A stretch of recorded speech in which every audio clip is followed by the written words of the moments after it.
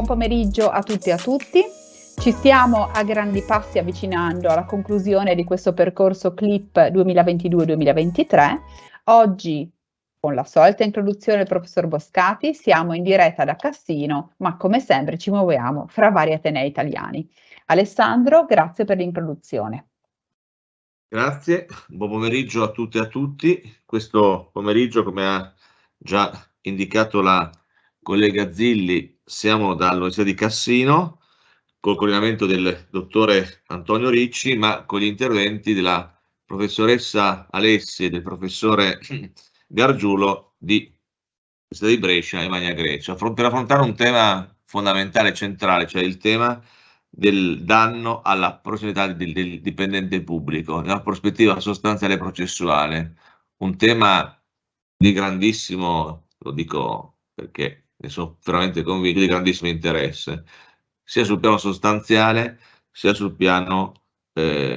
processuale, cioè per capire una sostanza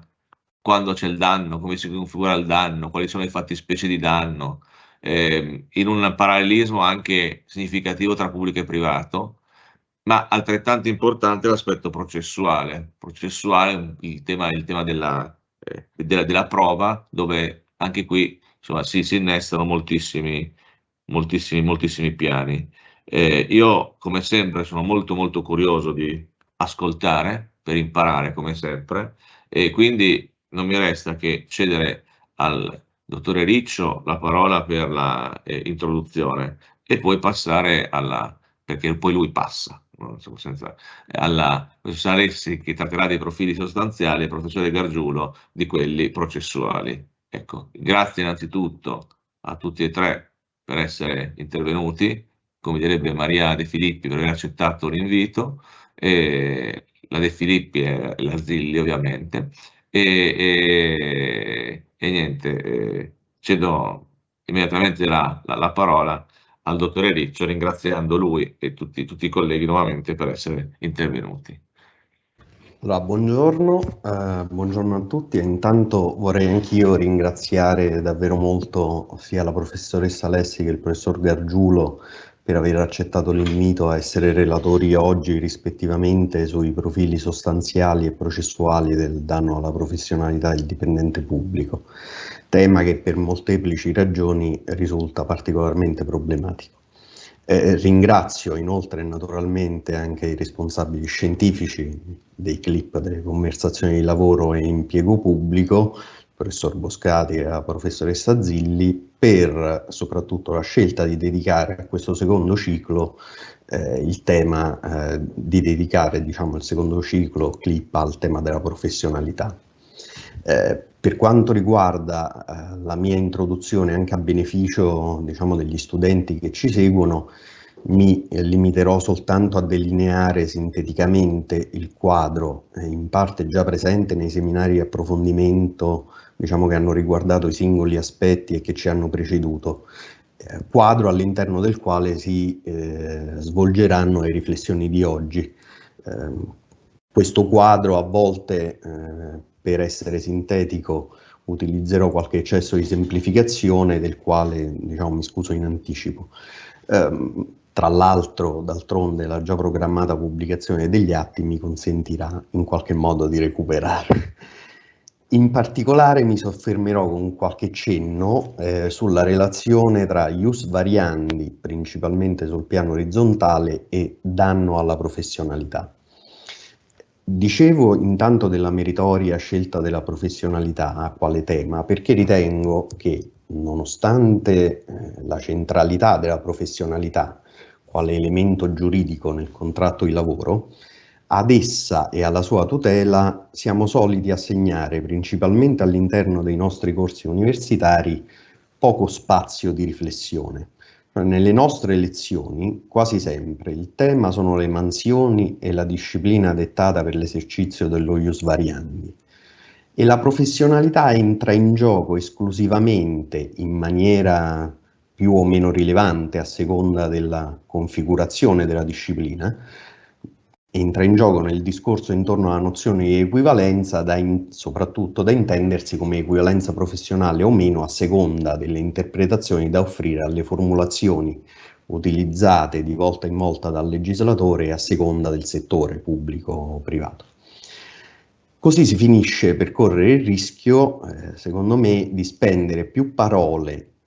in riferimento a quello che può rappresentare solo una parte, benché considerevole del tutto, cioè le mansioni, rispetto al tutto, ossia la professionalità intesa nel suo complesso. La visualizzazione della disciplina delle mansioni quale punto focale del discorso, d'altronde, potrebbe non comportare particolari problemi o eccessive conseguenze negative, laddove la regolamentazione legale, come è accaduto nel settore privato grazie alla formulazione dell'articolo 13 dello Statuto o contrattual collettiva del potere datoriale di variare la mansione, fosse tale da garantire una compiuta tutela più o meno ampia della professionalità. Particolarmente problematica, al contrario, appare la prospettiva della tutela della professionalità in una fase come quella attuale, in cui il legislatore, principalmente per favorire la flessibilità organizzativa necessaria ad affrontare i profondi mutamenti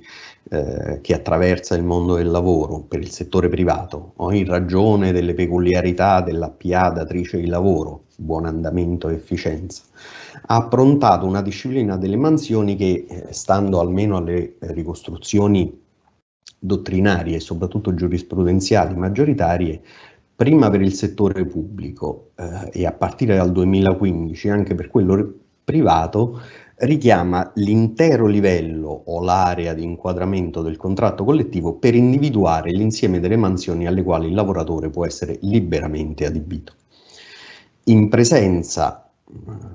in più di declaratorie contrattuali collettive che continuano a prevedere nella medesima area o livello una molteplicità di mansioni che, come sappiamo, sono anche profondamente diverse quanto a contenuto professionale.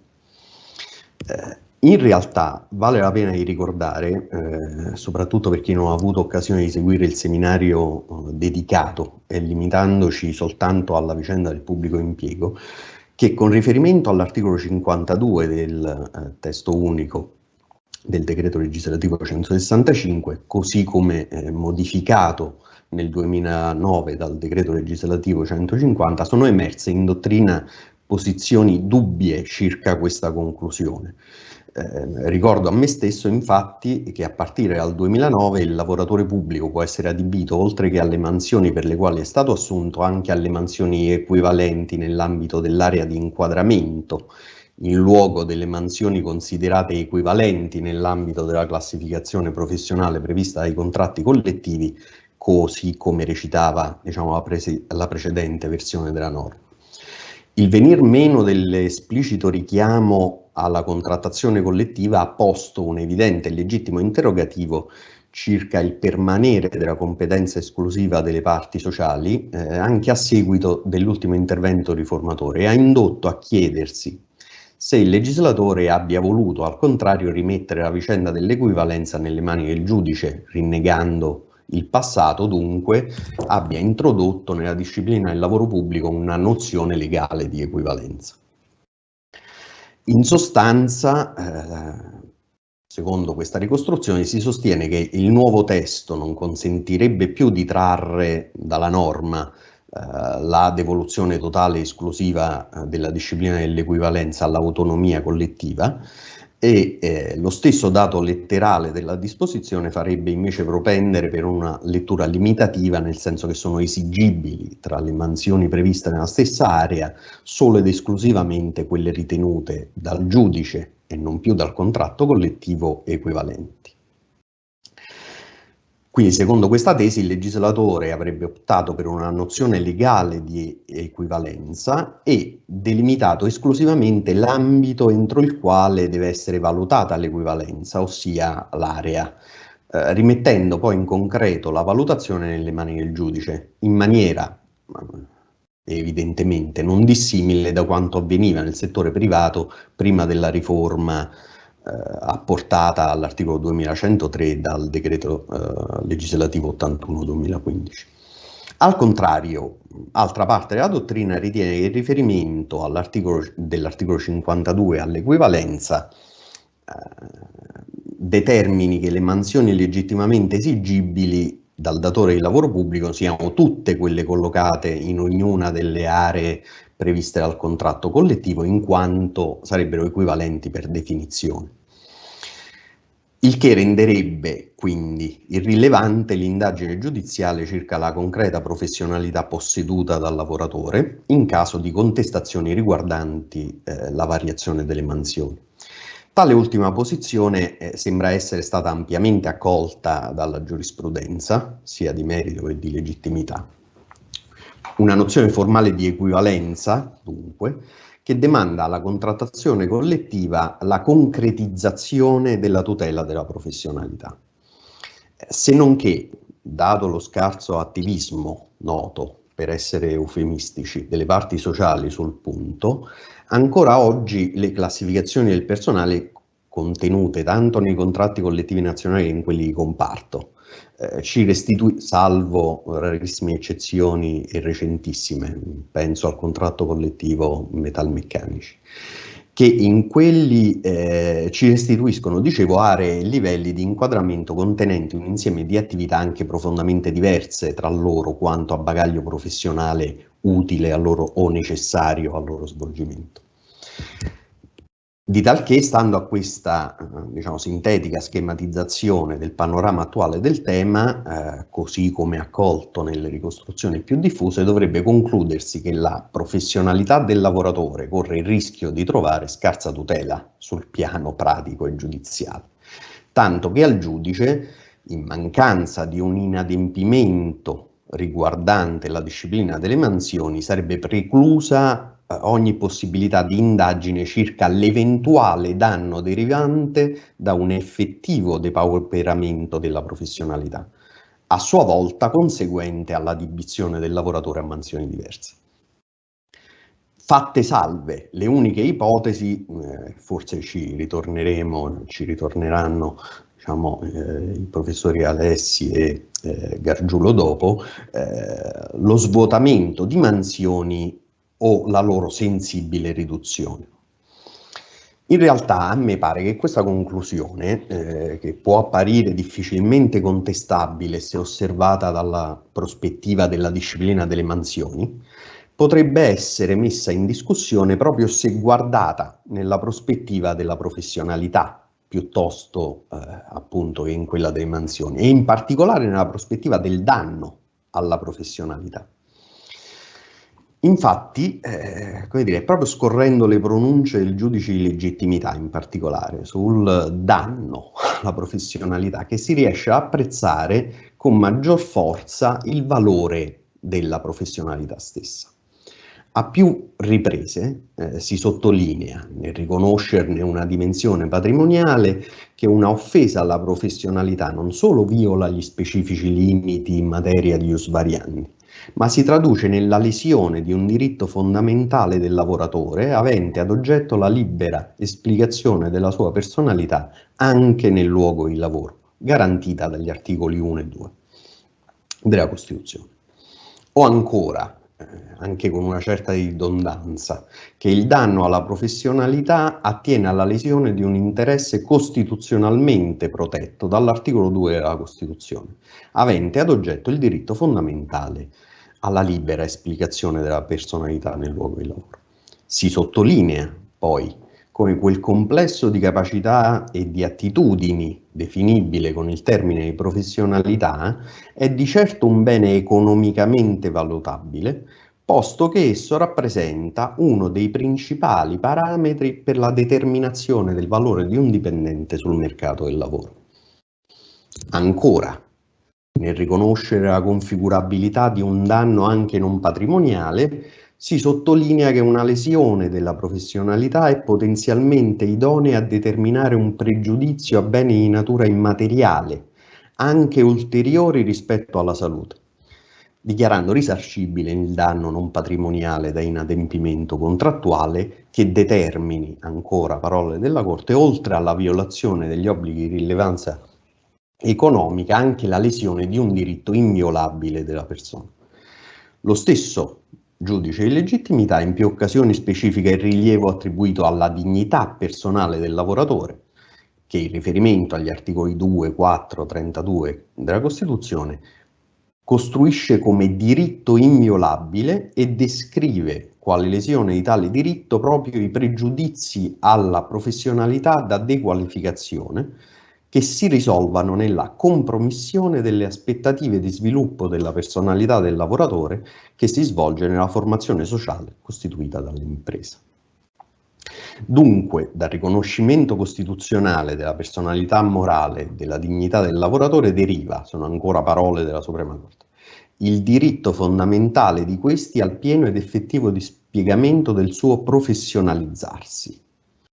tanto che, si afferma in più occasioni, in caso di demansionamento è configurabile a carico del lavoratore un danno costituito da un impoverimento delle sue capacità per il mancato esercizio quotidiano, dice la Corte, del diritto di elevare la professionalità lavorando. Dunque, alla luce di questi enunciati, viene da chiedersi se la professionalità, così intesa, può essere ridotta esclusivamente al discorso sulle mansioni, contenuto vuoi nell'articolo 52 in materia del testo unico del pubblico impiego, poi nell'articolo 2103 oggi, a prescindere dalla verifica concreta che tale disciplina poi ne realizzi o meno una effettiva garanzia. Mi verrebbe da dire delle due l'una. Infatti, se la professionalità, in particolare nella sua accezione di dignità professionale, è un diritto della personalità del lavoratore, protetto ai livelli più alti dell'ordinamento, come afferma la stessa giurisprudenza di legittimità, allora la disciplina delle mansioni probabilmente può rappresentare soltanto un tassello del discorso. Ed è difficile immaginare che dinanzi a una obiettiva e dimostrabile lesione di quel bene l'ordinamento possa disconoscerne finanche la possibilità di apprezzamento giudiziale. Sono abbastanza persuaso che la dignità professionale del lavoratore possa sempre ritenersi lesa da pregiudizi alla professionalità che si risolvano nella compromissione delle aspettative di sviluppo della personalità del lavoratore che si svolge nella formazione sociale costituita dall'impresa. Tale prospettiva si interseca evidentemente alle esplicitazioni lecite dello ius variandi, poiché in questa prospettiva è ben possibile che il datore di lavoro ponga in essere una modifica delle mansioni consentita, o forse meglio apparentemente consentita, ma penalizzante sul piano dello sviluppo della personalità e della professionalità del lavoratore. In questa ipotesi astratta ritengo sia quantomeno opportuno interrogarsi sulla esistenza di un rimedio che consenta un equo bilanciamento dei diversi interessi in gioco, almeno che consenta al lavoratore una chiave di accesso alla possibilità di dimostrare di aver subito un danno a quel bene.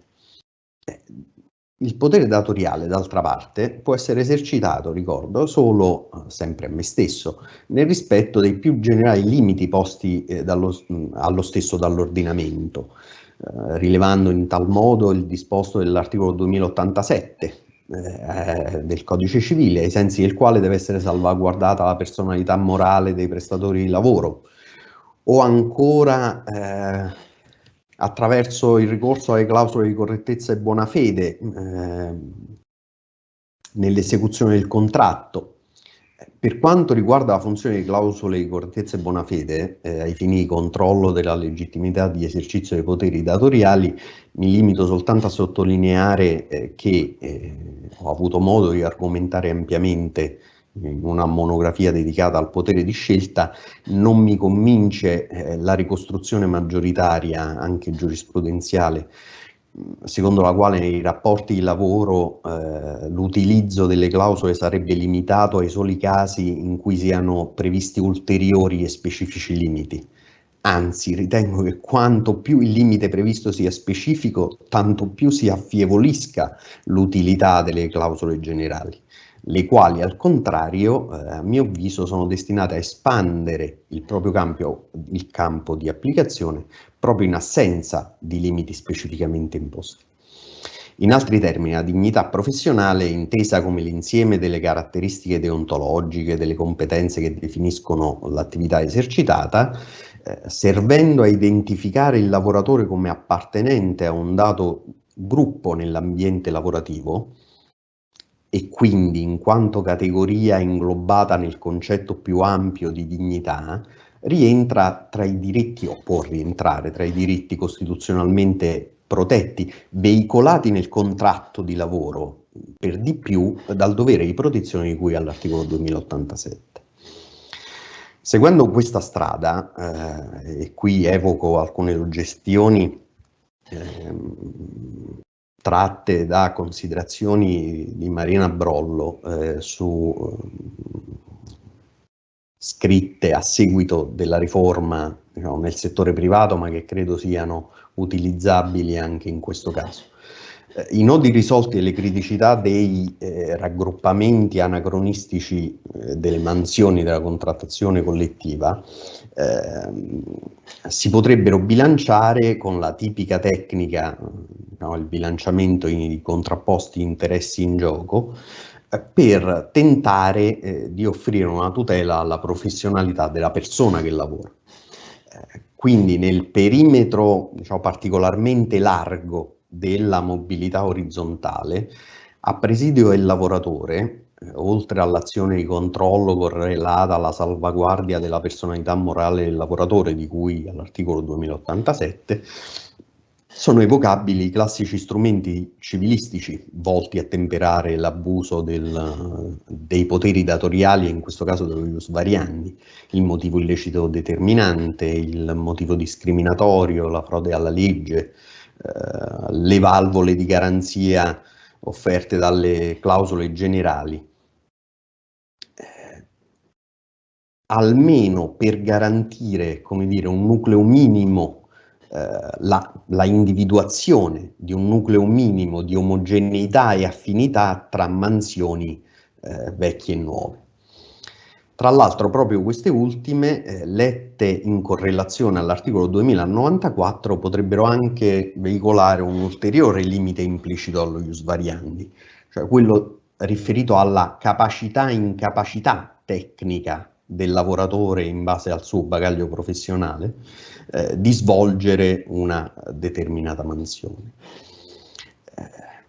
Seguendo questa strada, la giurisprudenza, quale reazione a possibili risvolti abusivi di una mobilità lecita delle mansioni, a mio avviso ben potrebbe coltivare operazioni di contenimento del ruolo anche della contrattazione collettiva, anche per via di mera interpretazione della medesima, ritagliando un'estrema rete di salvaguardia della professionalità data dall'incompatibilità di certi compiti o attività lavorative, seppur ricompresi nello stesso livello o categoria legale di inquadramento, a tutela del valore della dignità professionale della persona che lavora.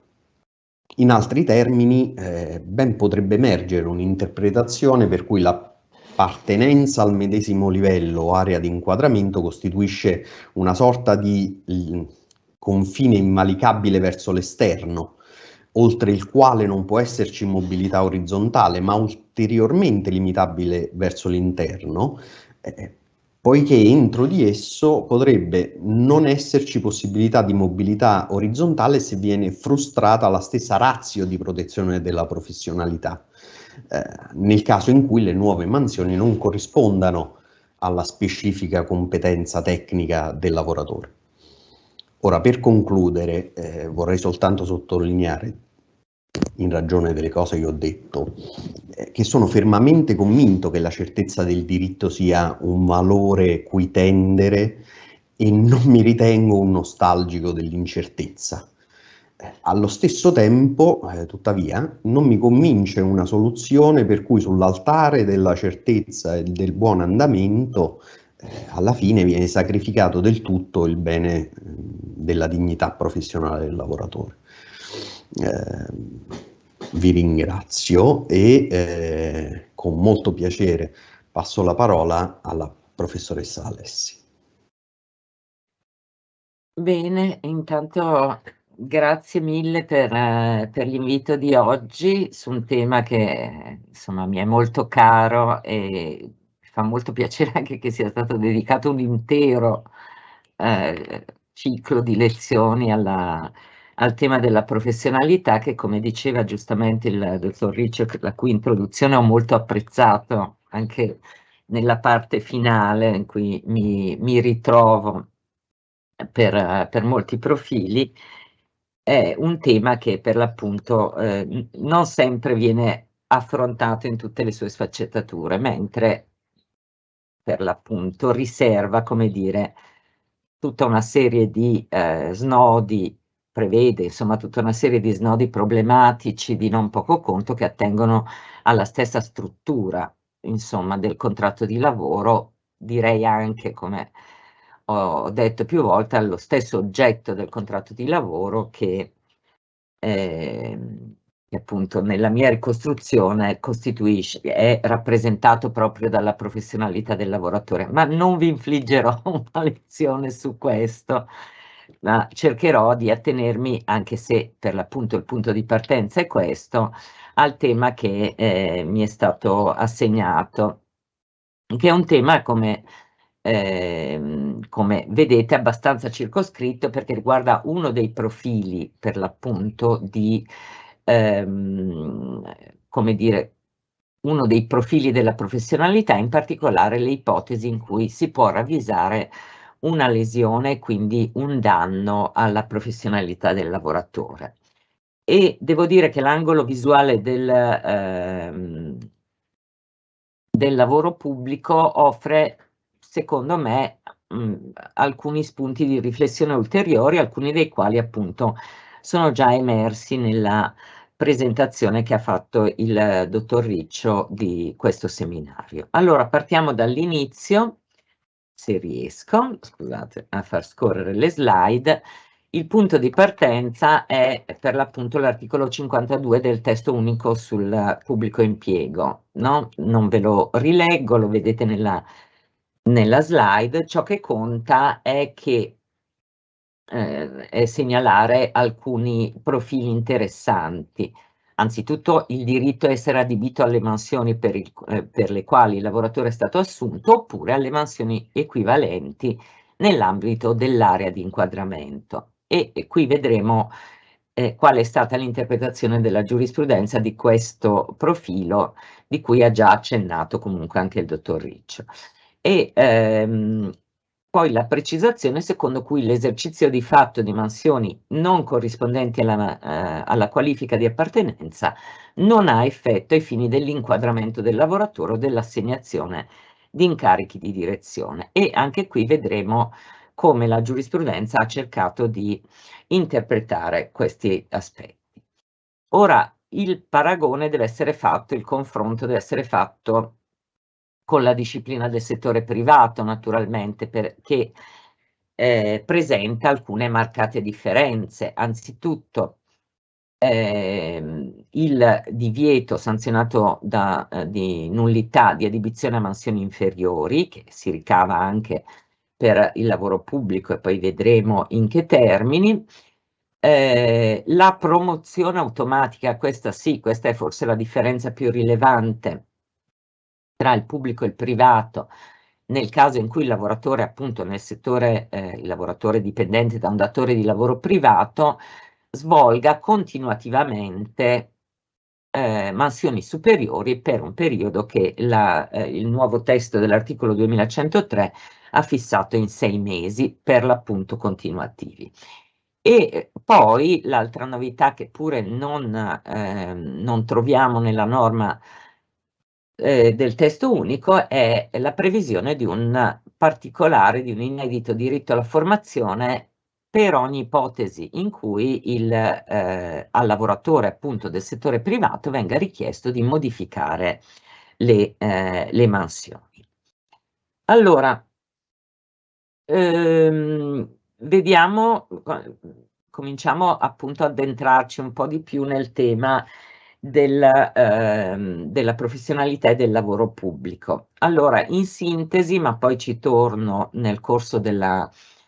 lezione, la norma dell'articolo 52 del testo unico consente al datore di lavoro pubblico di assegnare al lavoratore mansioni equivalenti ricomprese nella sua area di inquadramento. E qui bisogna capire se questo potere è illimitato o meno, o se, come diceva il dottor Riccio, l'idea della professionalità possa in qualche modo arginare un potere del datore di lavoro che altrimenti è piuttosto ampio, no? Proprio perché le aree di inquadramento anche dei contratti di lavoro pubblici contengono una pluralità di mansioni anche molto diverse tra di loro. Sempre l'articolo 52 ci dice che l'acquisizione di mansioni superiori deve avvenire attraverso procedure selettive e quindi non tramite l'esercizio di fatto delle mansioni, e da ciò dipende appunto l'irrilevanza dell'esercizio di fatto di mansioni diverse da quelle corrispondenti alla qualifica di inquadramento di riferimento, scusate, del lavoratore. Ora, questo naturalmente ai fini della promozione, perché vedremo che invece dal punto di vista, dall'angolo visuale del risarcimento del danno, lo svolgimento di fatto di mansioni diverse da quelle cui il lavoratore è adibito in forza appunto del suo inquadramento produce delle conseguenze. Vado veloce perché altrimenti lascio poco spazio poi anche al professor Gargiulo. Ecco, l'articolo 52 prevede anche delle ipotesi in cui è possibile adibire il lavoratore a mansioni superiori, e anche questo è un punto su cui poi tornerò, perché c'è una giurisprudenza piuttosto interessante sull'adibizione di fatto, cioè al di fuori di queste ipotesi, a mansioni superiori. Allora, nel caso di vacanza di un posto in organico, qui la sostituzione di un lavoratore assente è un caso classico, e nel caso di vacanze, insomma, nell'attesa appunto dello svolgimento delle procedure necessarie per la copertura del posto, nel caso di sostituzione di un altro dipendente assente, con diritto alla conservazione del posto di lavoro, anche qui è una differenza con il settore privato, con esclusione dell'assenza per ferie per tutta la durata dell'assenza, e in questo caso, come è ovvio, il lavoratore ha diritto al trattamento corrispondente alle mansioni svolte. Ecco, nel caso in cui il lavoratore svolga di fatto delle mansioni superiori rispetto a quelle di assegnazione, abbiamo detto che non c'è il riconoscimento della qualifica superiore, ma il lavoratore ha diritto al trattamento corrispondente, e in più il dirigente che ha disposto l'assegnazione risponde anche economicamente per le differenze appunto retributive dovute al lavoratore, ma solo in caso di dolo o di colpa grave. E anche su questo tornerò tra un attimo. Allora, tutto questo per dire qual è il quadro nel quale ci muoviamo, cioè un quadro in cui vi sono delle differenze che sono dovute appunto alla specificità delle forme di accesso anche al lavoro nelle pubbliche amministrazioni, e anche che, come sapete, è subordinato al concorso, salvo in casi eccezionali, ma anche il passaggio appunto da un livello all'altro di inquadramento richiede una procedura concorsuale o selettiva, no? Che comporti una comparazione tra diverse posizioni, che preveda anche la possibilità di accesso dall'esterno, almeno nella maggior parte dei casi. Allora, per capire appunto in che prospettiva si colloca la giurisprudenza che si occupa di danno alla professionalità nel lavoro pubblico, a fronte appunto di situazioni in cui queste regole che ho sinteticamente illustrate vengano violate, dobbiamo partire appunto dal concetto di professionalità. Anche qui vado abbastanza veloce perché già appunto il dottor Riccio si è soffermato sul fondamento anche costituzionale, no, della tutela della professionalità del lavoratore. E io mi limito a ricordare il collegamento molto stretto che la tutela della professionalità ha con, in particolare con gli articoli 4 e 35 della Costituzione, e a ricordare che è stata dapprima la Corte Costituzionale, ma poi questa definizione che ritrovate nella slide è stata ripresa dalla giurisprudenza di legittimità e dalla giurisprudenza di merito. È stata la Corte Costituzionale a stabilire che dalla violazione appunto da parte del datore di lavoro dell'obbligo di rispettare la professionalità del lavoratore, quindi di adibirlo alle mansioni che rappresentano, diciamo, semplicemente una sintesi descrittiva della più complessa professionalità del lavoratore, possono derivare dei danni di vario genere, per l'appunto danni a quel complesso di capacità, attitudini che viene definito professionalità. Danni, cioè, che riguardano la persona e la sua dignità. Sulla scorta di questa ricostruzione, poi la giurisprudenza ha ricostruito anche il diritto all'effettiva esecuzione della prestazione lavorativa, no? Che verrà in rilievo, poi lo vedremo, nei casi soprattutto in cui il lavoratore viene lasciato inattivo. Anche la giurisprudenza sul lavoro pubblico ha riconosciuto in questi casi una lesione per l'appunto e il conseguente danno alla professionalità. E tenete presente che per l'appunto torno un attimo indietro, la giurisprudenza precedente riconosceva il diritto a eseguire effettivamente la prestazione solo in alcuni casi in cui il lavoratore avesse un interesse ulteriore rispetto per l'appunto a quello allo svolgimento della sua attività, ad esempio nel caso dei lavoratori dello spettacolo, per dire, o nel caso di lavoratori in formazione che avessero appunto un interesse ulteriore a svolgere l'attività per apprendere per l'appunto le capacità, per ottenere insomma le capacità necessarie allo svolgimento dell'attività stessa. Allora, uno dei profili appunto di emersione, no, del rilievo della professionalità nel contratto di lavoro, a prescindere appunto da quello che si pensi rispetto all'inerenza o meno all'oggetto del contratto, del concetto di professionalità, certamente un profilo di emersione è dato proprio dal riconoscimento del diritto al risarcimento del danno biologico, ma non solo, anche qui il dottor Riccio l'ha detto molto bene, parliamo sia di danni patrimoniali che di non patrimoniali in caso di lesione della professionalità del lavoratore. E è questo un profilo che è molto valorizzato dalla giurisprudenza, soprattutto nel lavoro privato, ma come vedremo anche nel caso del lavoro pubblico. Anche qui riprendo per inquadrare il tema che la Cassazione da tempo riconosce che la lesione della professionalità incide sulla dignità del lavoratore, e questo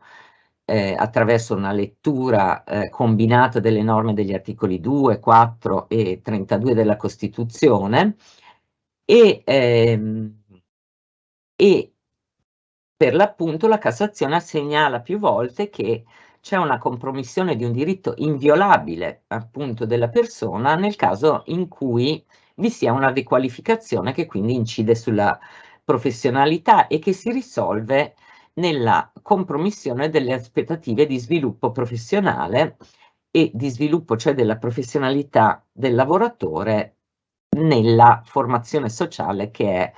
è costituita dall'impresa, e qui c'è il richiamo chiaramente all'articolo 2 della Costituzione.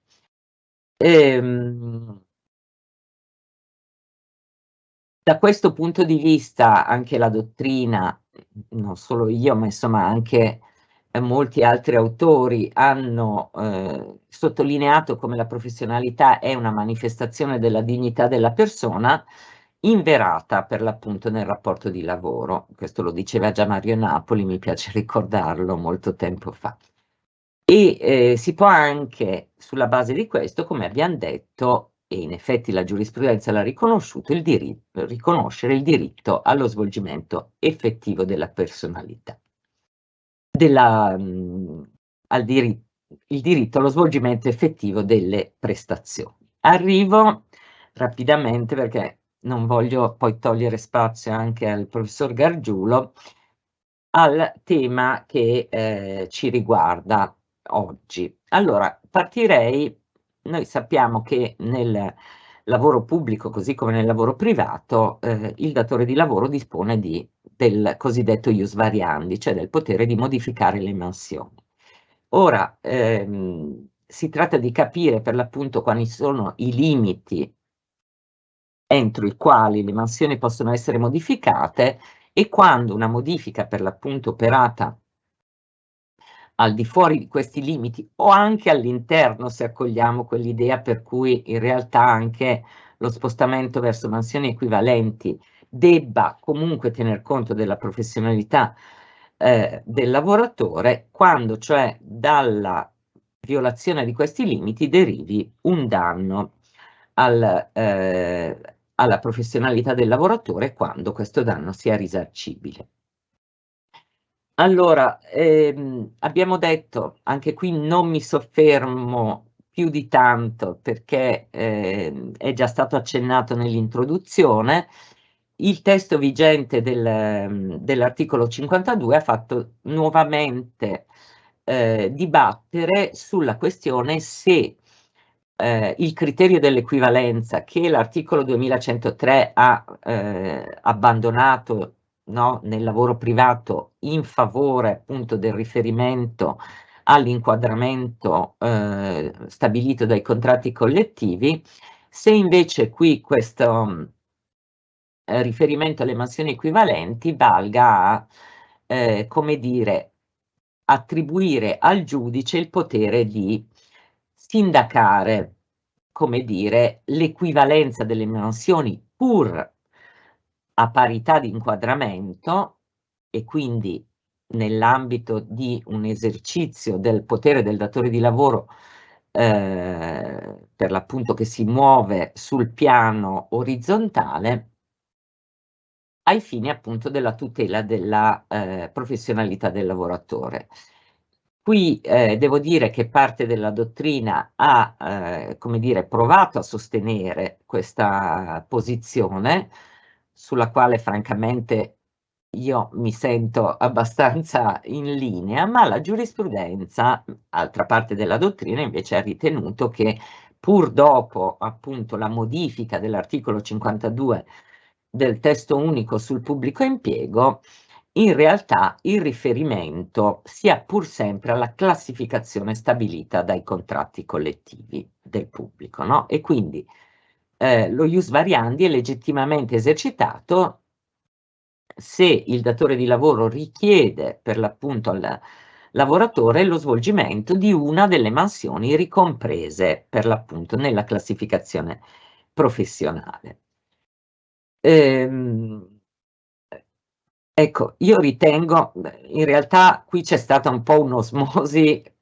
no, tra la norma del 2103 e la norma dell'articolo 52, un po' al contrario, nel senso che il 2103 ha fatto proprio quel criterio che già nel pubblico risultava presente nell'articolo 52. Fatto sta che la giurisprudenza, sia prima che dopo la modifica dell'articolo 52 del testo unico, devo dire, ha un atteggiamento, direi quasi monolitico, no? Che attribuisce rilievo esclusivo alla classificazione prevista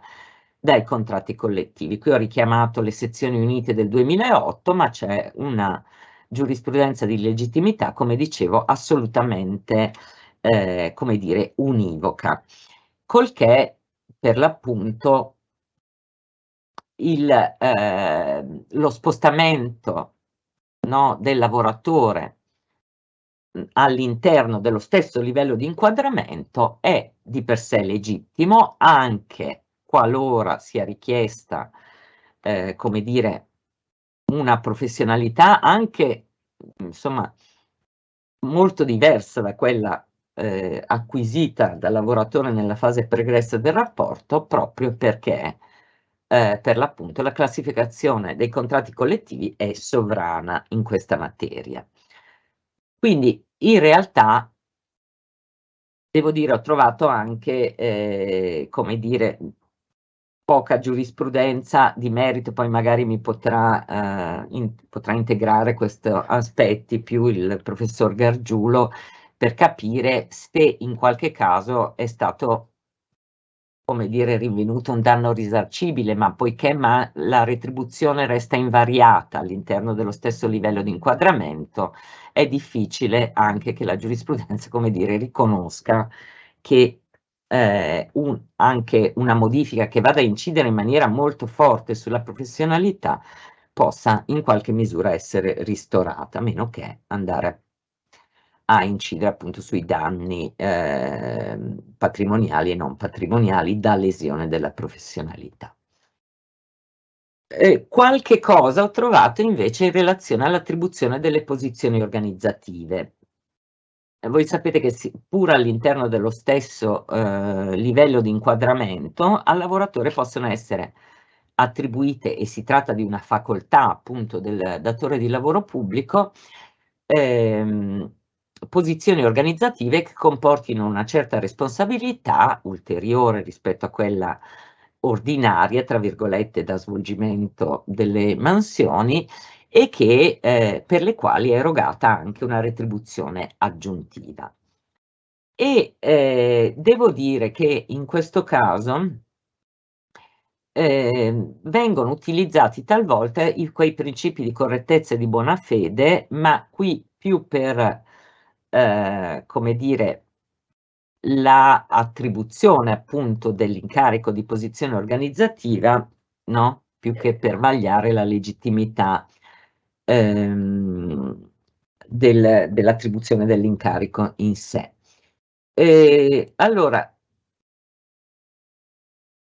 ci sono due profili da questo punto di vista. Intanto il fatto che al lavoratore venga attribuita una certa posizione organizzativa non significa che questa posizione non possa essere poi revocata, e secondo la giurisprudenza in questo caso non c'è demansionamento, quindi non c'è nessuna lesione della professionalità, proprio perché si tratta da un lato di una facoltà del datore di lavoro pubblico e dall'altro si tratta di incarichi che richiedono anche una certa rotazione tra i dipendenti a cui vengono assegnati. E in questi casi non opera neppure il principio di irriducibilità della retribuzione, perché quella retribuzione aggiuntiva che viene riconosciuta al lavoratore in ragione di quella posizione organizzativa, per l'appunto è un elemento che non, come dire, non va a integrare in maniera definitiva la retribuzione del lavoratore. Però un profilo interessante è quello secondo cui in ogni caso, pur essendo la facoltà, nella facoltà del datore di lavoro pubblico, quella di attribuire queste posizioni organizzative, è anche vero che devono operare nella scelta appunto dei dipendenti cui assegnare queste posizioni i principi di correttezza e di buona fede. E per questa ragione si dice anche che non tanto dall'attribuzione ad altri dell'incarico di posizione organizzativa, ma dalla violazione dei principi di correttezza e di buona fede nella scelta, diciamo, può derivare per il lavoratore che non sia stato scelto, che sia stato pretermesso, il diritto al risarcimento del danno da perdita di chance. Cioè, la perdita delle chance è uno dei casi in cui la giurisprudenza riconosce per l'appunto un danno alla professionalità del lavoratore, no? Come perdita di un'occasione di crescita professionale. Allora, passiamo qui, diciamo, per quanto riguarda le modifiche orizzontali, la situazione è più o meno questa che vi ho appena descritto. Passiamo alle modifiche in peius, e cioè il caso in cui il lavoratore venga insomma richiesto di svolgere mansioni inferiori rispetto al proprio livello di inquadramento, no? Ecco, anche qui il dimensionamento, secondo la giurisprudenza sul lavoro pubblico, si ha sì quando al lavoratore vengono attribuite mansioni di un livello inferiore a quello di appartenenza, ma anche quando queste mansioni vengono svolte in maniera prevalente e costante. Cioè, la giurisprudenza riconosce l'esistenza di un inadempimento del datore di lavoro pubblico solo quando le mansioni inferiori non vengono svolte occasionalmente o marginalmente, ma in maniera assolutamente prevalente. E solo in questo caso, per l'appunto, si può riconoscere in capo al datore di lavoro pubblico un inadempimento, quindi una violazione dell'articolo 52, e in tal caso riconoscere appunto il diritto del lavoratore al risarcimento del danno alla propria professionalità. E come vedete, qui il Tribunale di Palermo lo dice, le conseguenze possono essere di natura sia patrimoniale che non patrimoniale, quindi legate per l'appunto al diritto di cui si parlava prima. Ecco, questo significa che il demansionamento insomma deve essere effettivo, no? Deve essere insomma riguardare l'attività prevalentemente svolta dal lavoratore. Il che significa anche, a contrario, che invece al lavoratore pubblico possono essere richieste, su questo c'è anche una giurisprudenza direi importante nel settore privato, mansioni inferiori che siano in qualche modo collegate, no, allo svolgimento dell'attività principale prevalente cui è adibito il lavoratore. Allora, il danno da demansionamento, come anche qui richiamava prima il dottor Riccio l'articolo 2087 del Codice Civile, che è veramente una norma di chiusura generale del nostro ordinamento, dal quale viene fatto derivare appunto il diritto al risarcimento del danno. 2087 prevede l'obbligo del datore di lavoro di tutelare non solo l'integrità fisica, ma anche la personalità morale del lavoratore, e la giurisprudenza riconduce alla personalità morale anche la professionalità del lavoratore. E qui poi ce lo dirà meglio il professor Gargiulo, ma la determinazione avviene normalmente in via equitativa sulla base di alcuni criteri, no, che riguardano la durata della dequalificazione, la frustrazione di aspettative di crescita professionale, eccetera, eccetera, eccetera. Ovviamente qui poi si pone un problema non solo di allegazione, ma anche di prova, su cui rinvio appunto alla relazione del professor Gargiulo. Ma può reagire, questa è un'altra questione, può reagire il lavoratore rispetto all'assegnazione a mansioni inferiori? Cioè, oppure l'unica strada è quella poi di chiedere il risarcimento del danno, come ho appena detto? Ecco, può cioè il lavoratore sollevare l'eccezione di inadempimento di cui all'articolo 1460 del Codice Civile e quindi rifiutarsi di svolgere le mansioni richieste dal datore di lavoro. Ora, qui devo dirvi che la giurisprudenza, tanto nel privato quanto nel pubblico, ha un atteggiamento che io considero personalmente troppo rigoroso, nel senso che la giurisprudenza ritiene, e lo vedete anche in tema di lavoro pubblico, che il dipendente possa sollevare l'eccezione di inadempimento solo al cospetto dell'inadempimento totale del datore di lavoro, cioè solo se il datore di lavoro non adempia totalmente le sue obbligazioni, ad esempio non corrisponde alla retribuzione, cosa che però insomma si verifica assai raramente, se non mai, no? Qui non basta cioè l'inadempimento all'obbligo di adibire il lavoratore alle mansioni per le quali è stato assunto, occorre per l'appunto come dire, l'inadempimento totale del datore di lavoro. Quindi anche qui è una reazione che potrebbe appunto evitare il danno alla professionalità, ma non può essere per l'appunto a fronte di questa rigidità svolta, come dire, attivata dal lavoratore. Allora, devo dire che alla luce anche di questa giurisprudenza, i casi invece più eclatanti in cui la giurisprudenza riconosce effettivamente un danno alla professionalità si ha non tanto nel caso di modifiche in PEIS, quanto nel caso di svuotamento totale delle mansioni, no? E in questo caso, appunto, questo si è già, c'è anche giurisprudenza assolutamente consolidata anche nel lavoro privato, ma anche nel lavoro pubblico, nel caso di sottrazione totale delle mansioni abbiamo anche qui un'ipotesi di inadempimento da parte del datore di lavoro pubblico, conseguente responsabilità per lesione per l'appunto della professionalità del lavoratore.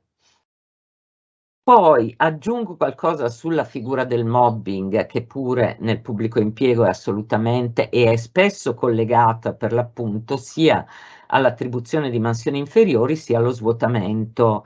di mansioni. Premetto che penso tutto il male possibile alla nozione di mobbing elaborata dalla giurisprudenza, perché i criteri con i quali che la giurisprudenza richiede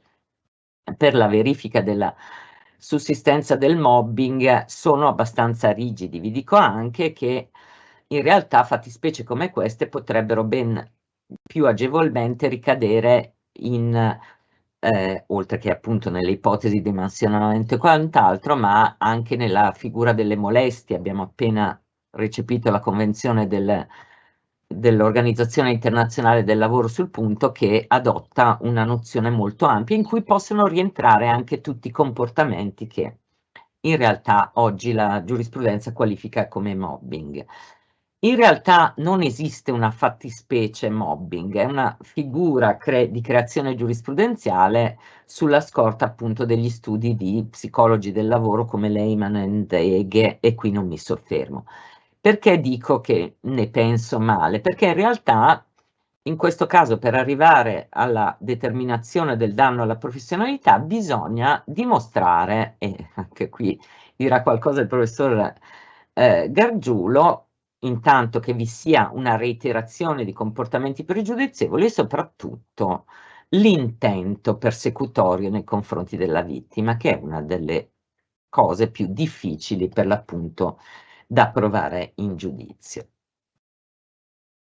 Arrivo alla mobilità verso l'alto, spero di non sforare troppo il tempo che mi è stato dato.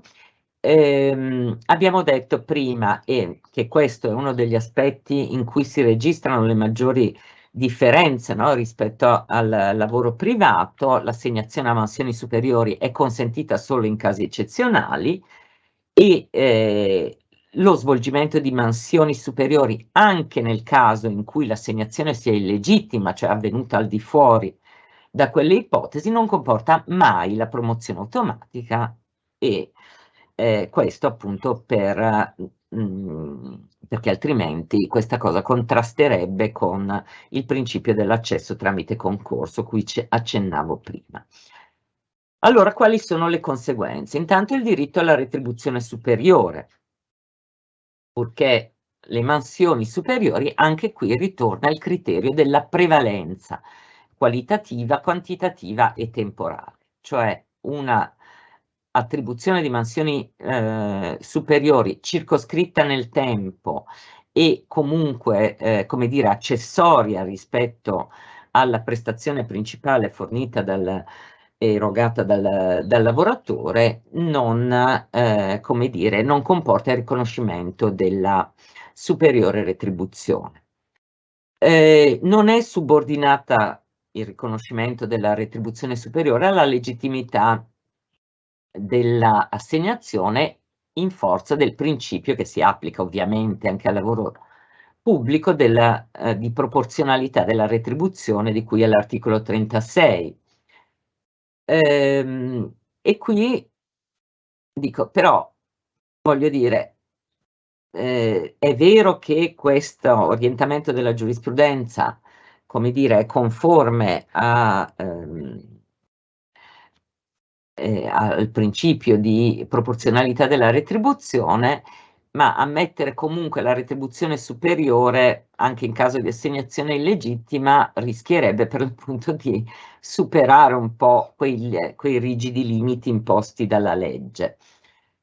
Anche se è vero che in questo caso però i dirigenti dovrebbero prestarci particolare attenzione perché per l'appunto vi è una loro responsabilità per dolo per colpa grave nel caso per l'appunto di assegnazione a mansioni superiori fuori dai limiti stabiliti. Allora, questo diritto trova un limite solo nel caso in cui ci sia una fraudolenta collusione, è per questo che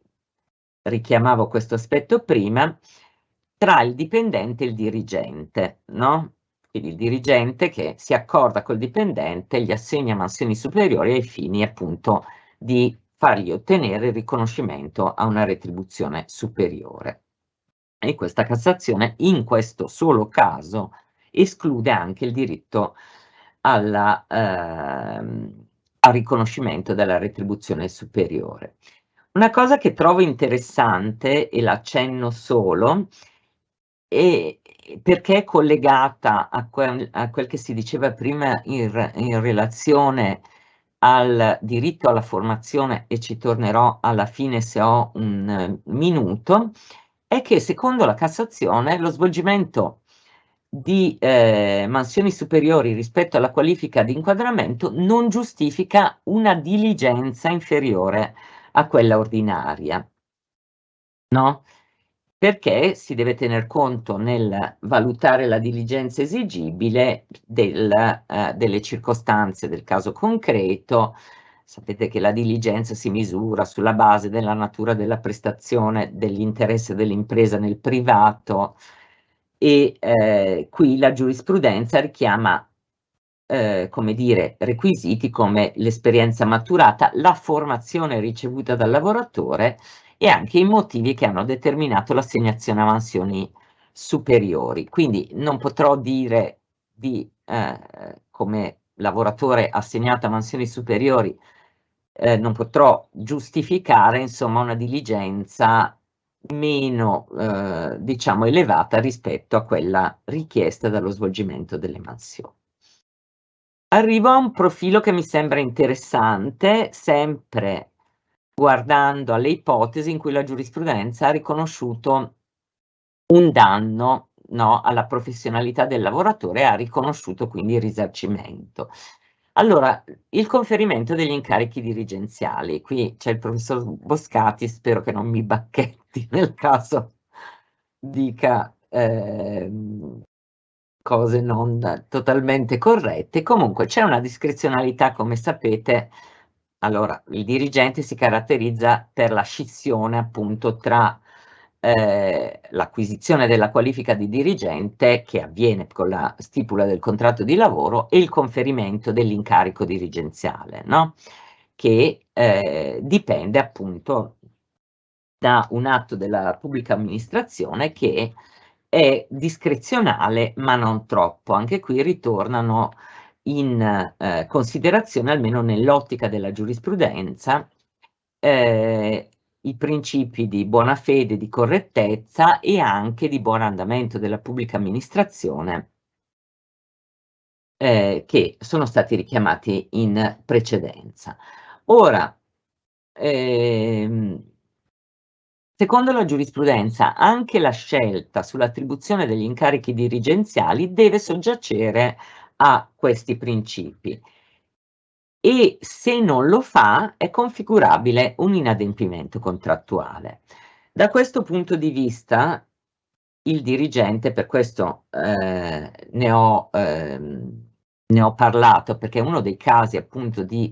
riconosciuti dalla giurisprudenza di lesione della professionalità del lavoratore, e qui si dice,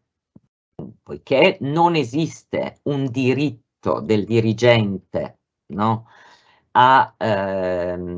vedersi attribuito appunto un incarico dirigenziale, ma anche qui secondo la giurisprudenza esiste un interesse legittimo di diritto privato che, questo lo dice anche parte della dottrina, che giustificherebbe per l'appunto la verifica della rispondenza appunto ai criteri di buona fede, correttezza e buon andamento della pubblica amministrazione del procedimento di scelta, diciamo, del dirigente cui attribuire l'incarico. In questo caso il dirigente può far valere, nel caso di violazione di questi principi, un danno alla propria professionalità in termini di perdita di chance, no? Perché l'attribuzione dell'incarico appunto ha conseguenze sulla professionalità del lavoratore e per esempio per accedere appunto alla prima fascia della dirigenza è necessario che il dirigente possa svolgere si sia visto attribuire degli incarichi di seconda fascia. Attenzione perché, vi ripeto, la giurisprudenza sottolinea più volte che non c'è un diritto del dirigente ad avere l'incarico, però alcuni contratti collettivi lo prevedono. E qui si tratta di capire per l'appunto in che termini per l'appunto il diritto previsto contrattualmente possa essere fatto valere. Qui faccio riferimento a un paio di contratti dell'area dirigenziale, delle funzioni locali e della istruzione e ricerca. Concludo con un accenno al diritto alla formazione, perché il 2103, come vi ho detto, prevede tra l'altro che il mutamento di mansioni sia in direzione verticale che in direzione orizzontale, e verticale verso l'alto verso il basso, è accompagnato, ove necessario, dall'assolvimento dell'obbligo formativo, il cui mancato adempimento non determina comunque la nullità dell'atto di assegnazione delle nuove mansioni. Questa stessa norma non è ripresa e sappiamo che il 2103 non si applica, come dicevo all'inizio, al lavoro pubblico. Però secondo parte della dottrina, a cui io devo dire che insomma trovo assolutamente ragionevole, nel caso di mutamento delle mansioni, specie laddove la professionalità richiesta al lavoratore sia diversa, in qualche caso anche radicalmente rispetto a quella acquisita nella fase pregressa del rapporto, si dovrebbe riconoscere anche in capo al datore di lavoro pubblico un obbligo di formazione, no? Che si può ricavare non solo dal 2103, si può ricavare anche da altre norme, dal 2087, dal 1206, insomma ci sono tutta una serie di norme che possono giustificare il diritto alla formazione e l'obbligo del datore di lavoro di erogare la formazione necessaria proprio per mantenere in capo al lavoratore la capacità di adempiere, no? E di adempiere per l'appunto diligentemente la propria prestazione. E cosa succede se non viene erogata questa formazione? A questo punto nel privato per l'appunto l'atto non è nullo, però certamente ci sono conseguenze in termini di, ad esempio, di imputabilità dell'inadempimento al lavoratore, no? Il lavoratore non formato, al lavoratore non adeguatamente formato per certe mansioni non può essere imputato un adempimento non diligente. E anche qui, ma qui è ancora più, come dire, difficile che non nel caso precedente, si potrebbe anche sostenere che il lavoratore abbia il diritto a rifiutarsi di svolgere le mansioni finché non riceve la formazione per l'appunto necessaria allo svolgimento delle stesse.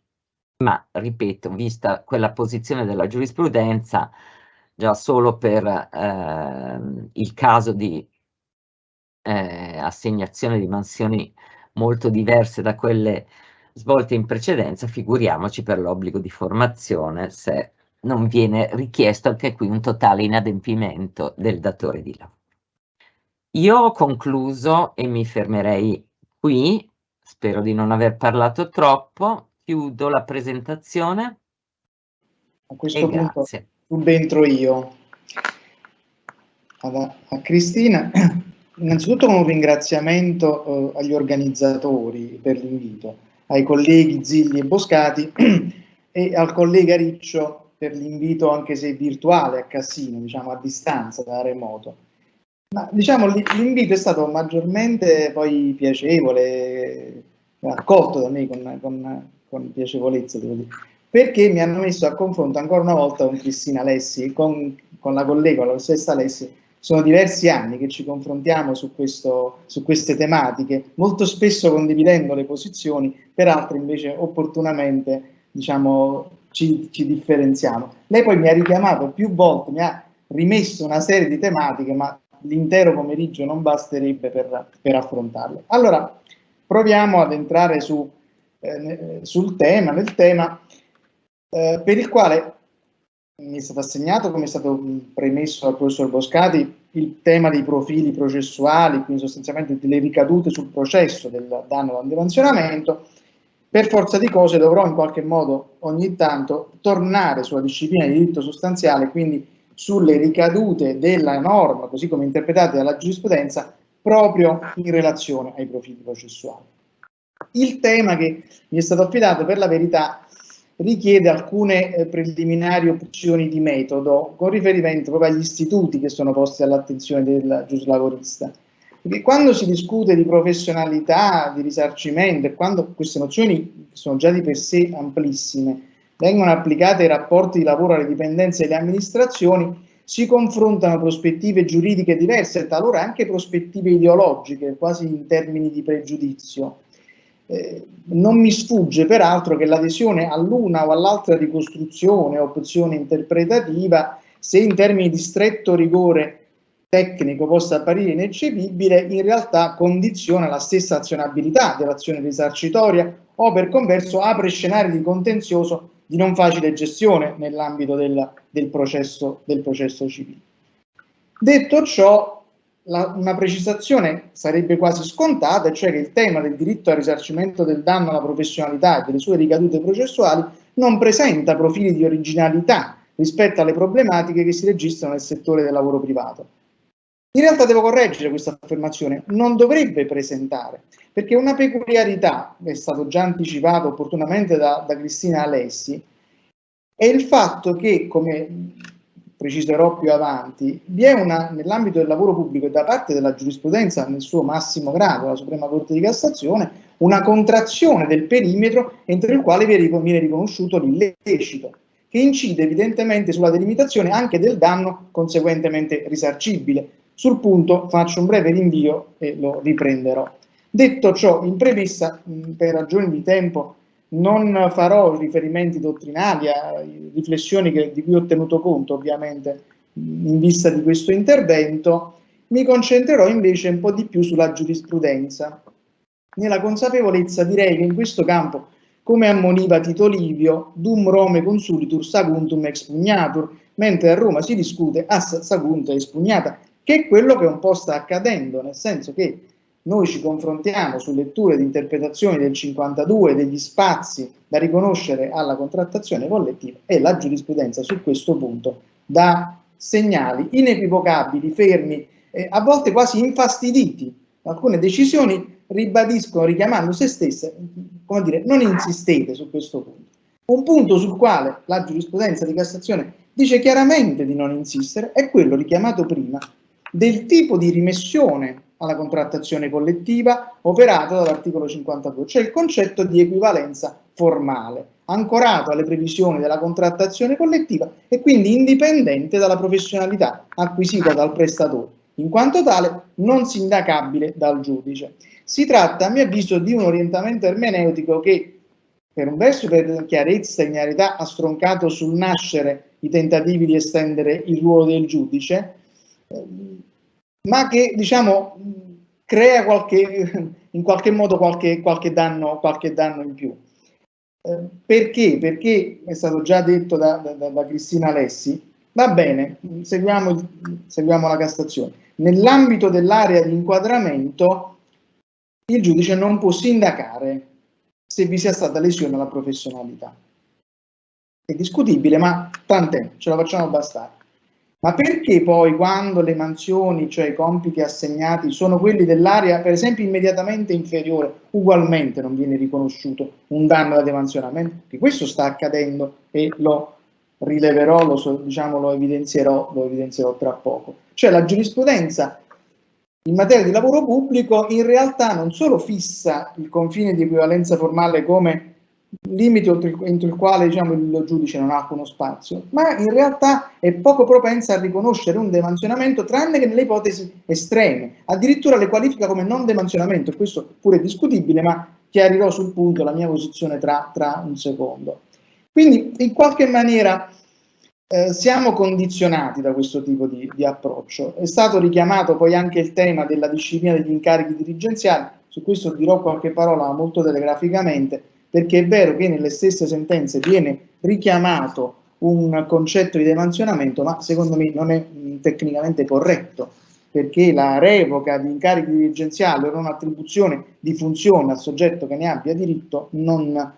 significa affatto che vi sia un demansionamento. Il demansionamento è un concetto appunto diverso. Ma stando nei tempi e sul tema, venendo all'oggetto di questa riflessione, è opportuno partire, a mio avviso, da una sentenza recentissima della Corte di Cassazione, 7 febbraio 2023, per gli amanti dei numeri, la 3692, che riprende quella decisione che Cristina Alessi ha citato nelle sue slide, richiamato nelle sue slide, che era di poco meno di un anno prima, che consente però di fare il punto sullo stato della giurisprudenza di legittimità.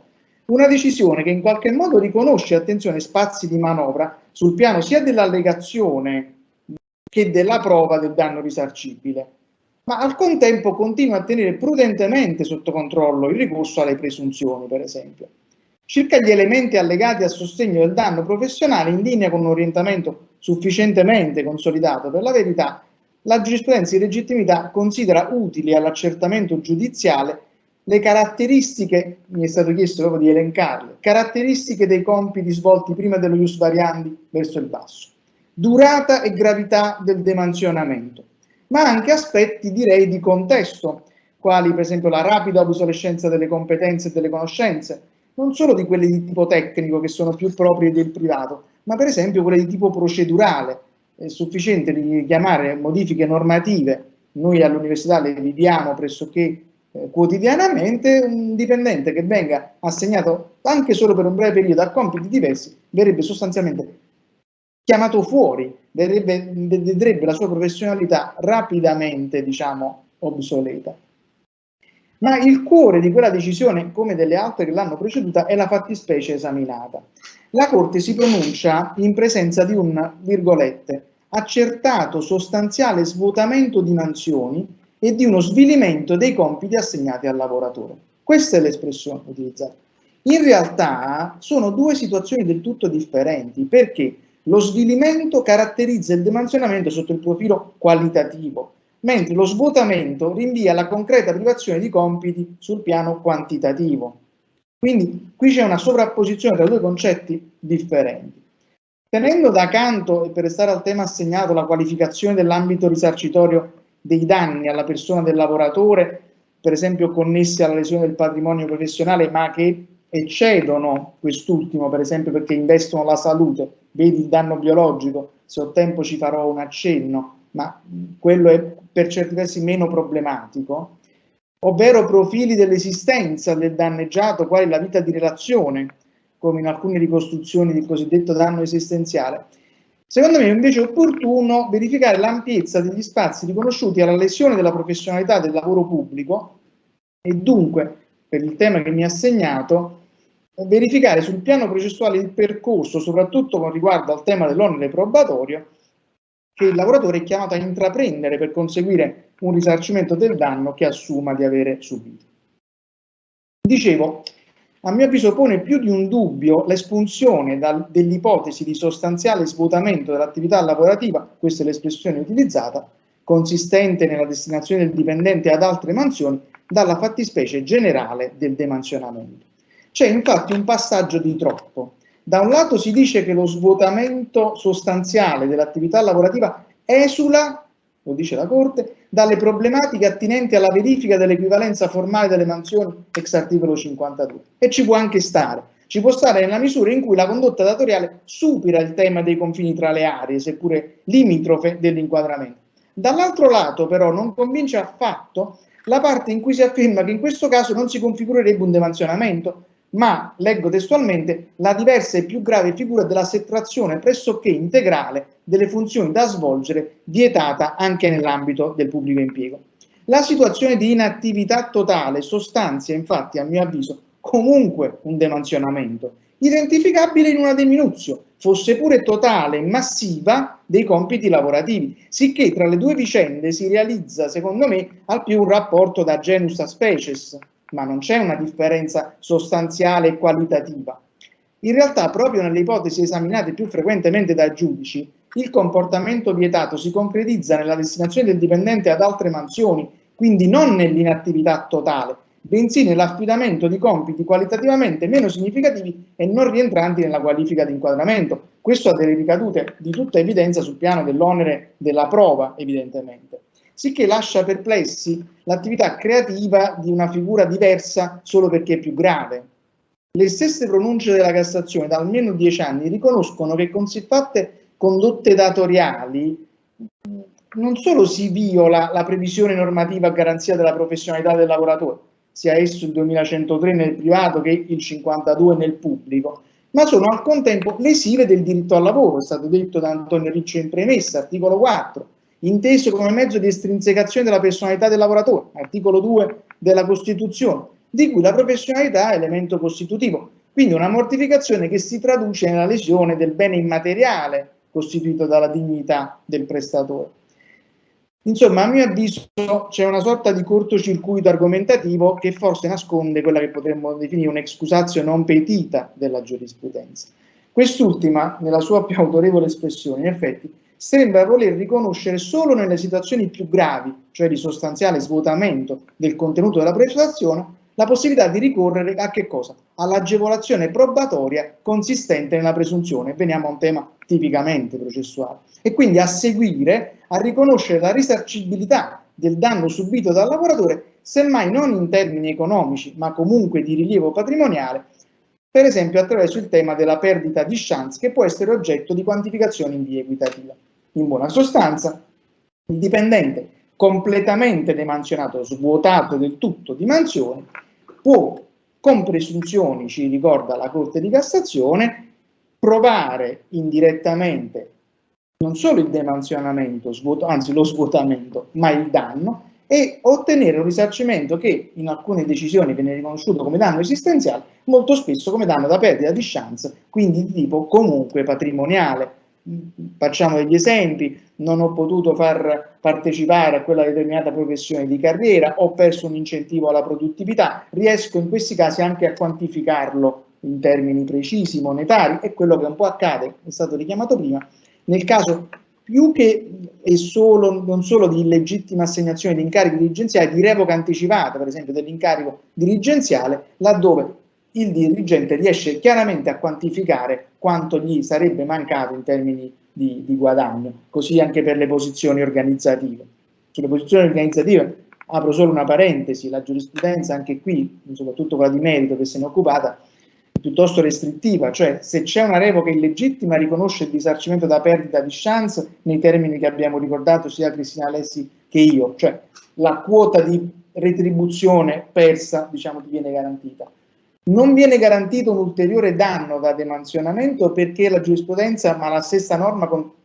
norme contrattuali in realtà contraddirebbero se stesse, perché ricordo a me stesso che le posizioni organizzative hanno una premessa che non muta la categoria di inquadramento. Secondo me è discutibile, ma è così. Ciò vuol dire che se non muta la categoria di inquadramento non ci può essere demansionamento, altrimenti ci sarebbe una contraddizione in termini. Quindi il risarcimento è limitato a un profilo esclusivamente patrimoniale. Viceversa, laddove ci sia stata un'illegittimità della procedura di accesso alla posizione organizzativa, ma questo credo valga anche per gli incarichi dirigenziali, ma non entro su campi su cui il professor Boscati potrebbe poi bacchettarci, mi pare che anche qui, facendo valere correttezza e buona fede, non si vada molto lontano sul piano di al massimo c'è la reiterazione della procedura quando tutto va bene, al massimo si può ottenere quindi l'illegittimità della procedura di assegnazione e la reiterazione della stessa, non un tema di risarcimento. Ma correndo un po' nel tempo a disposizione, vorrei concentrare l'attenzione proprio sui temi di allegazione e prova del danno alla professionalità, cioè alla gestione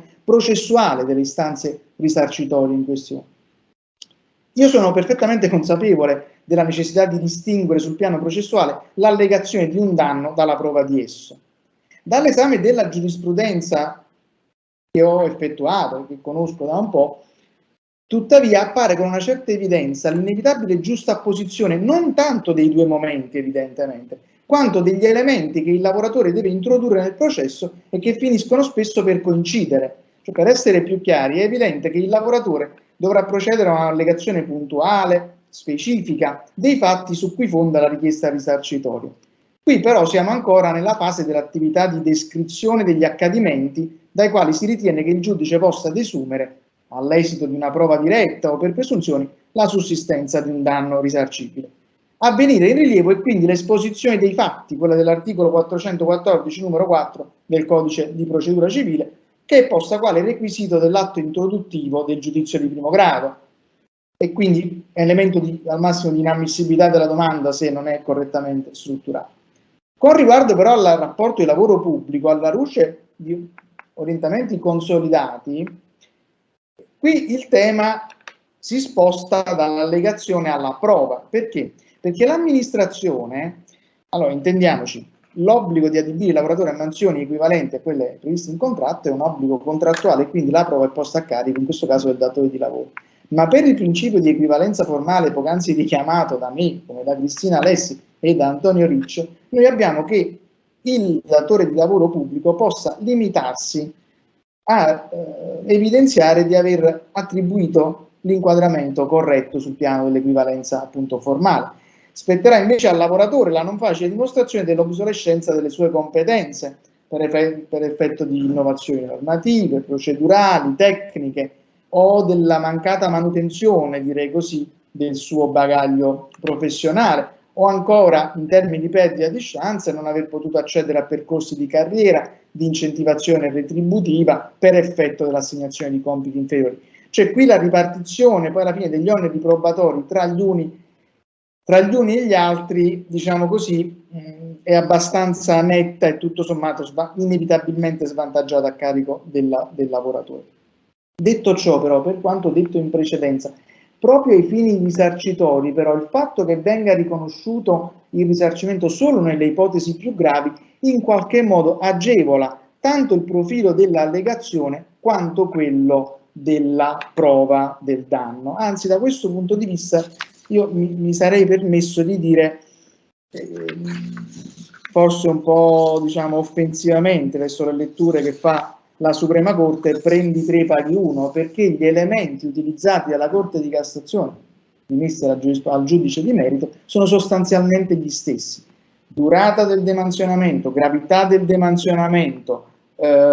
distanza, diciamo così, tra quello che facevo prima e quello che sto facendo adesso, sono elementi che devo allegare per provare il danno, che sono elementi essi stessi della prova del danno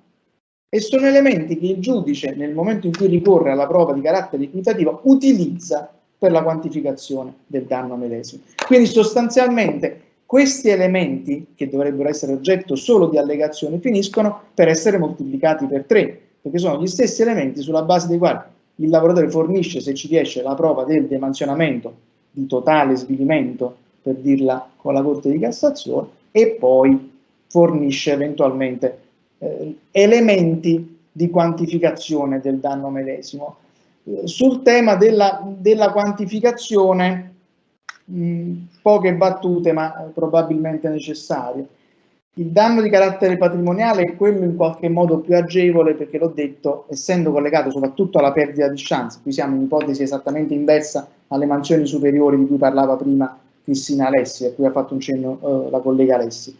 Nel caso di mansioni superiori io ho diritto al differenziale retributivo. Nel caso di demansionamento il danno di carattere patrimoniale può essere rinvenuto soltanto evidentemente nella perdita di chance, cioè nelle occasioni economiche a cui non ho avuto accesso, ed è da questo punto di vista più o meno agevolmente quantificabile. Per quanto riguarda il danno biologico, il tema richiederebbe un intero pomeriggio, i civilisti diciamo avrebbero di che dire. Anche questo però sul piano della prova e della quantificazione in qualche modo richiede l'ausilio medico-legale. Qui è evidente che il lavoratore che voglia far valere un danno biologico dovrà quantomeno allegare certificazione medica a sostegno del danno, se non una perizia ben fatta, che soprattutto provi a dimostrare il nesso di causalità tra condotta causativa dell'evento ed evento dannoso, e poi far riferimento probabilmente tuttora alle tabelle, le cosiddette tabelle milanesi di quantificazione del danno biologico, dove invece la giurisprudenza ha mostrato maggiori oscillazioni e con riferimento al danno cosiddetto esistenziale. Vado telegraficamente, qui c'è una giurisprudenza che è sostanzialmente di 4 sentenze di sezioni unite del 2008 che negava un danno in re ipsa nell'ipotesi di demansionamento specificamente, ma più in generale proprio in tema di danno, diceva con grande chiarezza: una cosa è l'inadempimento datoriale nel nostro caso, quindi una cosa è la violazione della norma di legge, quindi una condotta violativa di principi di legge o di obblighi posti a carico del datore, altra cosa è la prova del danno, quindi negando non solo il danno in re ipsa, ma limitando anche il ricorso alla liquidazione equitativa. In realtà di lì a poco meno di qualche anno, insomma già dal 2010 in poi con una sentenza di Cassazione nel privato, relatore Amendola del 2015, si è riaperto uno spazio per una quantificazione equitativa che, se non è in re ipsa, in qualche modo ci somiglia abbastanza, rinverdendo quei criteri che si utilizzavano già prima, cioè in buona sostanza si utilizza quale parametro lo stipendio del lavoratore, con percentuali che oscillano tra il 70% e il 20%. In buona sostanza, io, per non far innamorare troppo delle cifre che sono sempre pericolosissime, quando mi chiedono un parere in tal senso mi attesto sempre sulla metà, cioè calcolo diciamo l'importo dello stipendio, lo divido per 2 e questo è l'importo che può essere ottenuto. Inutile dire che non è un importo che piace a chi lo ascolta, perché quando legge sui giornali che i danni da mobbing possono essere liquidati in centinaia di migliaia di euro, ma io e Cristina Alessi ci diremo quando ci sono e quando si possono quantificare, però queste cifre poi alla fine allontanano dalla realtà e quindi in qualche modo tendono ad allontanare il lavoratore da una quantificazione realistica. Quindi, dicevamo, allegazione posta a carico sicuramente del lavoratore, prova suddivisa tra datore e lavoratore, nel caso del lavoro pubblico una prova facile per il datore in virtù dell'equivalenza formale, una prova più complessa in astratto per il lavoratore, agevolata dal ricorso alle presunzioni. Ricorso alle presunzioni che anche da ultimo la Cassazione ha richiamato.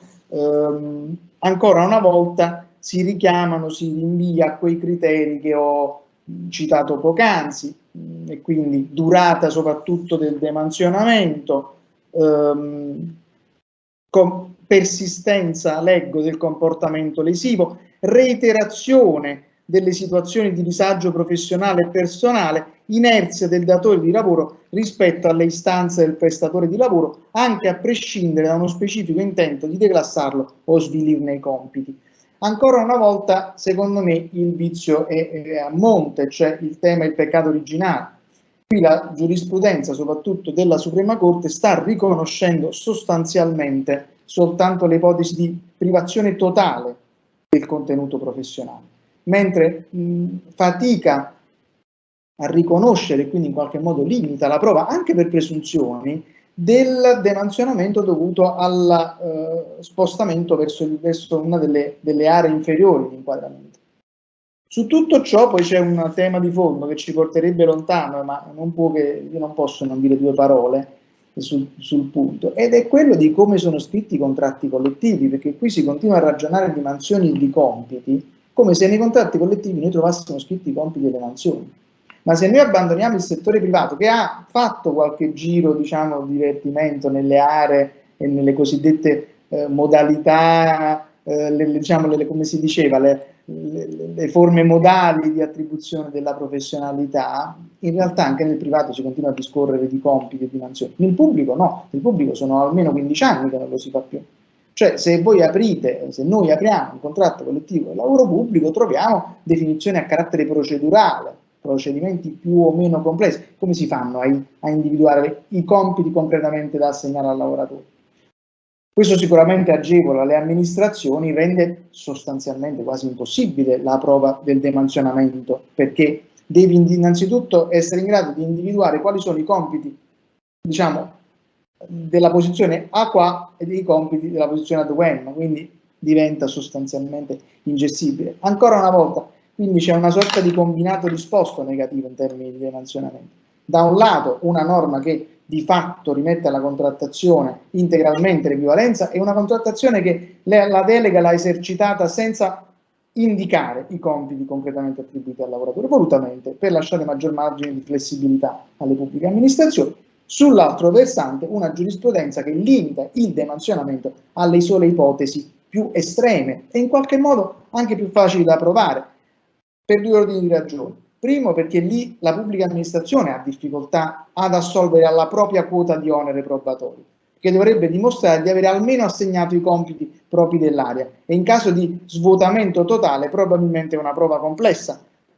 perché non ci sarà proprio il sostrato materiale di cui dare dimostrazione. Più agevole ancora la prova del lavoratore, perché potrà ricorrere alla presunzione di demansionamento e, vi dicevo, connessa alla presunzione di danno. Quanto ai danni poi alla vita di relazione connessi a questa ipotesi di svuotamento totale, qui l'oscillazione tra l'esistenziale e il biologico continua, diciamo, a mostrare, secondo me, non poche incertezze. Siamo purtroppo ancora lontani da un assestamento, ma per la ragione semplice che ho anticipato qualche minuto fa. Dopo la chiusura netta delle sezioni unite di ormai 12 e passa anni fa, di più, diciamo, i ritorni della Cassazione, sezione lavoro, quindi in composizione semplice, sono stati tutti prudenti per evitare un invio alle sezioni unite che stroncasse nuovamente qualunque ipotesi risarcitoria. Questo fa sì però che l'accoglimento dei risarcimenti tenda ad essere, diciamo, piuttosto prudente nelle ipotesi di lavoro pubblico. Credo di avere ancora qualche minuto e mi permetto, diciamo così, visto che l'ha fatto la professoressa Alessi, di andare anch'io qualche minuto fuori tema. In che senso? Cristina ha opportunamente richiamato il 1460 e l'eccezione di inadempimento,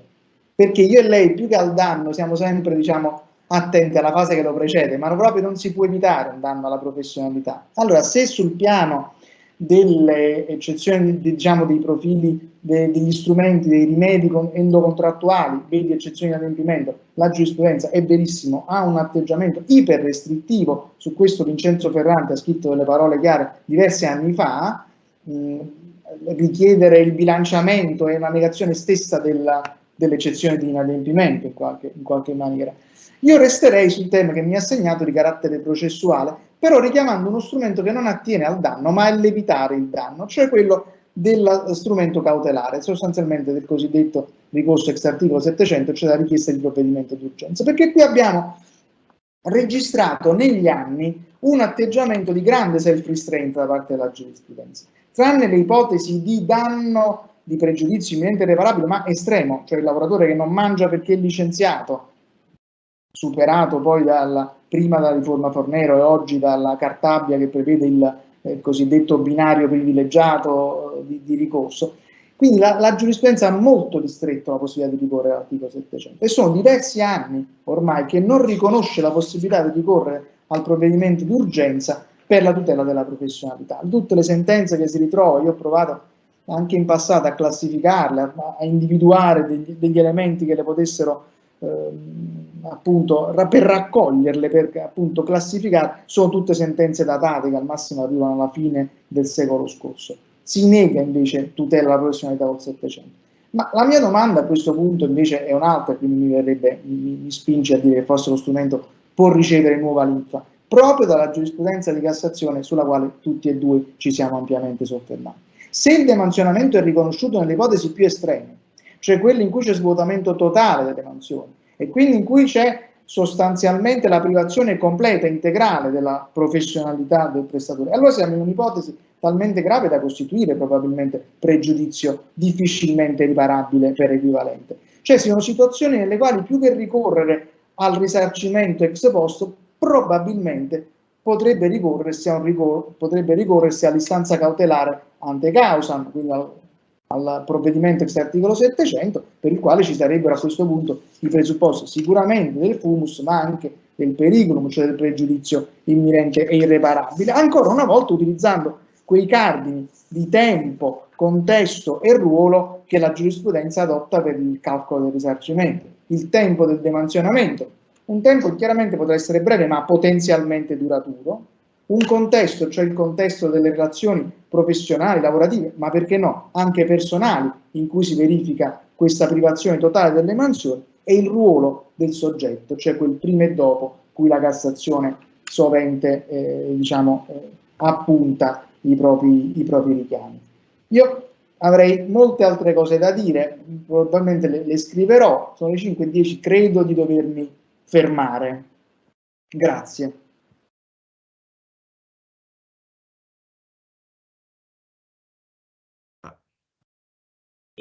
Sono io che ringrazio tutti e tre per queste bellissime relazioni con tantissimi spunti. Io tutto mi sarei aspettato, tranne di essere in qualche misura difensore della giurisprudenza, cioè proprio la vita è bella perché ogni giorno ti porta di fronte a esperienze nuove. Allora, cerco di andare per punti. Sicuramente c'è il tema professionalità mansioni, c'è il tema bilanciamento potere datoriale, diritto del lavoratore a esplicare la propria professionalità è il punto di caduta, come dire, fondamentale. Io ho questo ricordo del professore Napoli che dico sempre anche ai miei studenti, apparentemente banale ma di profondo.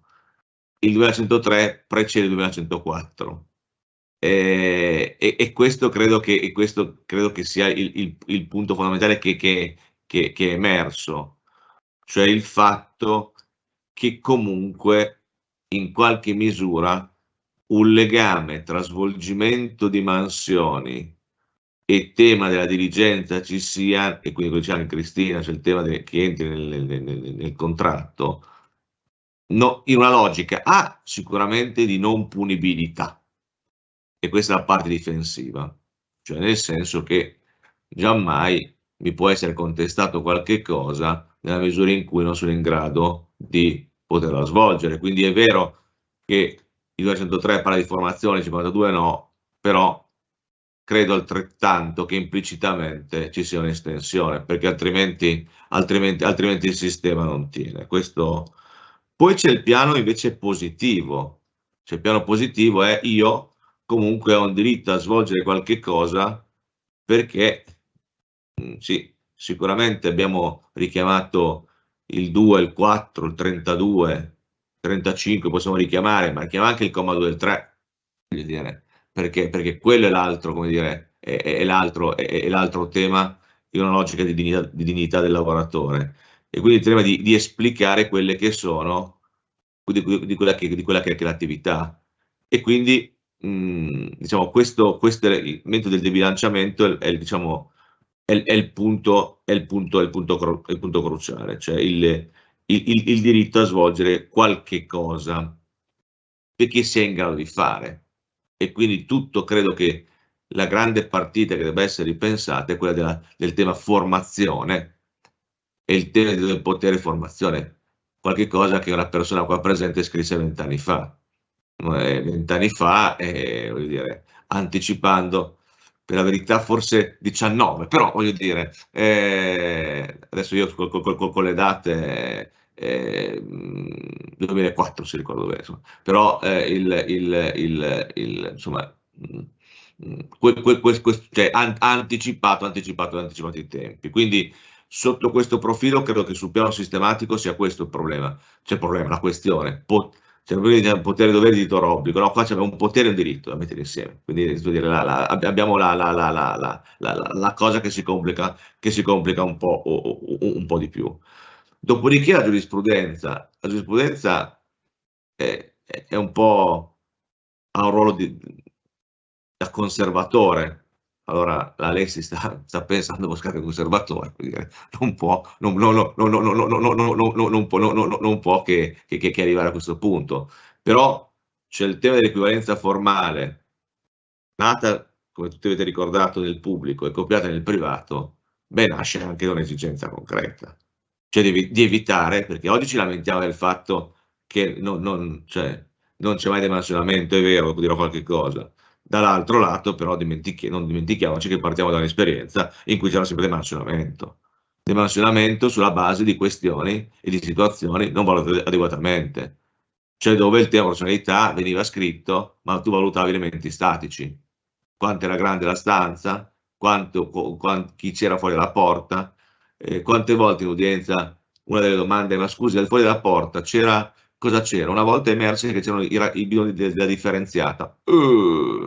Questo era sicuramente un dimensionamento, perché prima c'era una stanza molto più bella. Adesso esagero, ovviamente, romanzo, però voglio dire, questo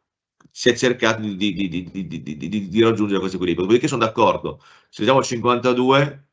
secondo me ci sono gli spazi per recuperare una professionalità in concreto. Perché semanticamente c'è lo spazio. Credo che lo spazio però debba essere giocato in questo modo, cioè che una sorta di inversione del genere probatorio, cioè partendo dal presupposto di un'equivalenza formale, è il lavoratore che deve dimostrare che in realtà sulla base delle situazioni questo non sia. Quindi sul piano processuale credo che questo possa essere lo spiraglio verso il quale andare. In un tema sicuramente molto molto complesso. Voi hai ragione, Umberto. Se prendiamo le declaratorie contrattuali, sì, adesso alcuni contratti fatti meglio, ma quelli fatti meglio cos'è? È sanità, perché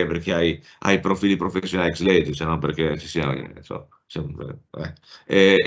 dove tu cosa dici? La Cassazione dice il processo trifasico, che cosa hai fatto, qual è la declaratoria e matchi le due cose. Certo, il problema è che la declaratoria contrattuale, alla fine, se devi capire qual è l'elemento di differenziazione, è il tema dell'autonomia, più o meno quanto sei autonomo. Questo è l'elemento di fondo, non è il fatto, perché io redigo un certo atto, c'è l'atto materiale questo, ho redatto questo atto, ma perché è frutto della mia scienza o perché quindi questo è tutto, è il problema che si pone. Quindi cerco di essere sintetico su questo punto, cioè il bilanciamento tra questi due ambiti. Sicuramente il tema sanità si lega al tema dirigenza, secondo il mio punto di vista, non si può superare quello che è un tema di inquadramento formale. Credo che la strada sia quella di agevolare un'eventuale prova di non essere messi in grado di svolgere certi compiti, in una logica di formazione, e poi c'è una logica organizzativa di formare quelle che sono le persone, ma questo è un altro aspetto. Poi salto al tema di dirigenza. Il tema di dirigenza, a parte tutte le sentenze che dai principi di correttezza e buona fede creano la regola, cioè noi che siamo antichi ci hanno insegnato che insomma correttezza e buona fede sono integrati di norme, non sono norme, però io sono antico, quindi me lo dimentico. Ma cosa ha fatto la Cassazione? Perché è stata richiamata la Corte d'Appello di Roma, ma la Cassazione dice la stessa cosa. Dice in sostanza che c'è un inadempimento contrattuale, quindi c'è un danno risarcibile. Perché nelle ultime sentenze il fatto che tu possa richiedere la ripetizione della procedura ti dicono di no perché sarebbe atto non nullo ma in adempimento, quindi la procedura non può richiedere la ripetizione, ma che prende atto da un dato pragmatico la giurisprudenza, cioè il fatto che se io chiedo che la procedura venga ripetuta sicuramente come dire, non sono io che sarò il disegnato, e quindi molto pragmaticamente anche chi fa la professione cosa fa? Non chiede mai a chi magari ripetuta la procedura, cerca di individuare un danno e quindi cerca di individuare un danno risarcibile. Quindi sotto questo profilo, diciamo, la situazione è questa, e alla fine è la stessa situazione che noi abbiamo per le posizioni organizzative, e anche su questo attenzione, posizioni organizzative, l'ultimo contratto enti locali, anzi funzioni locali, con la nuova area, elevata qualificazione, posizioni organizzative, ha scardinato tutto quello che era un sistema, voglio dire, perché, e non poteva fare diversamente, attenzione, perché non poteva fare diversamente, però c'è una situazione in cui la posizione del funzionario è pretensiva come quella del dirigente. Questo è l'elemento di fondo. Dopodiché i contratti non sono intervenuti, non intervengono perché tecnicamente non possono intervenire. Il Comune 11 bis del 19 impedisce al contratto di intervenire. Qualcosa farà nel caso di revoca, riconoscendo il galleggiamento. Però vuol dire, diciamo, questa situazione è una situazione che si pone. Il tema è verissimo, il dimensionamento non c'è mai, come le mansioni superiori sono in casi molto limitati, vi dico una cosa tra un secondo, ma perché? Perché c'è il tema di prevalenza, e la prevalenza è molto difficile a dimostrare, quindi dove arrivi? Arrivi allo svuotamento, e arrivi allo svuotamento quando sostanzialmente c'è un comportamento vessatorio mobbizzante, perché altrimenti, e poi su questo, come dire, mi vorrà bene lo stesso. Cioè io credo che nel caso del mobbing la sistematicità sia un elemento imprescindibile, cioè non può rilevare in maniera oggettiva, perché altrimenti, insomma, questo è il mio parere da tantissimi anni. Dopodiché ci può essere un tema di prova, ma quali presunzioni ti possono aiutare? Perché, insomma, che è molto simile come ragionamento al rilievo dell'antisacralità del 28, cioè voglio dire, non è che una semplice tensione ti porta, cioè bisogna cercare quello che è un comportamento di questo tipo. Ma sul tema mansioni superiori, qual è l'altra cosa? L'altra cosa è questa, che lo svolgimento di mansioni superiori presuppone che cosa? Presuppone il fatto che ci sia una posizione in qualche misura vacante o vuota che vada a riempire. Cioè ci deve essere un dato organizzativo predefinito, e questo è un altro elemento che mi rende estremamente difficile dimostrare lo svolgimento di mansioni superiori. Ma pensiamo per esempio a un ente locale dove io ho un soggetto che svolge certi compiti dirigenziali. Io che cosa devo cercare di inventarmi? Il fatto che sia un dirigente, fuori ruolo, dotazione organica, c'è un 110,2 inventato. Ma perché? Perché c'è un dato organizzativo predefinito. Lì diventa cioè, quasi impossibile dimostrare lo svolgimento di mansioni superiori, al di là di quelle che sono le previsioni che noi abbiamo. E quindi qua c'è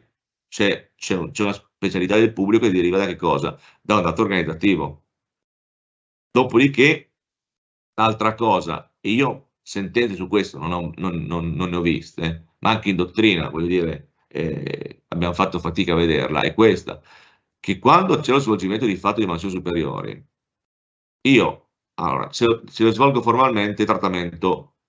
uguale, economico normativo, ma se io di fatto le svolgo, cosa mi dice la legge? Mi dice ho diritto alla differente trattamento economico,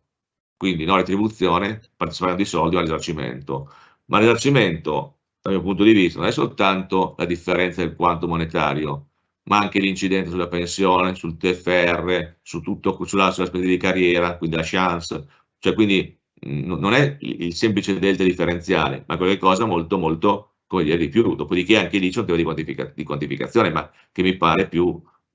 non impossibile definirlo, restando al fatto che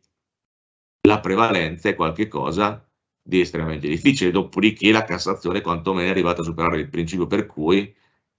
è sufficiente lo svolgimento per un certo periodo di mansioni superiori per dimostrare lo svolgimento di queste mansioni a livello superiore. Mi spiego.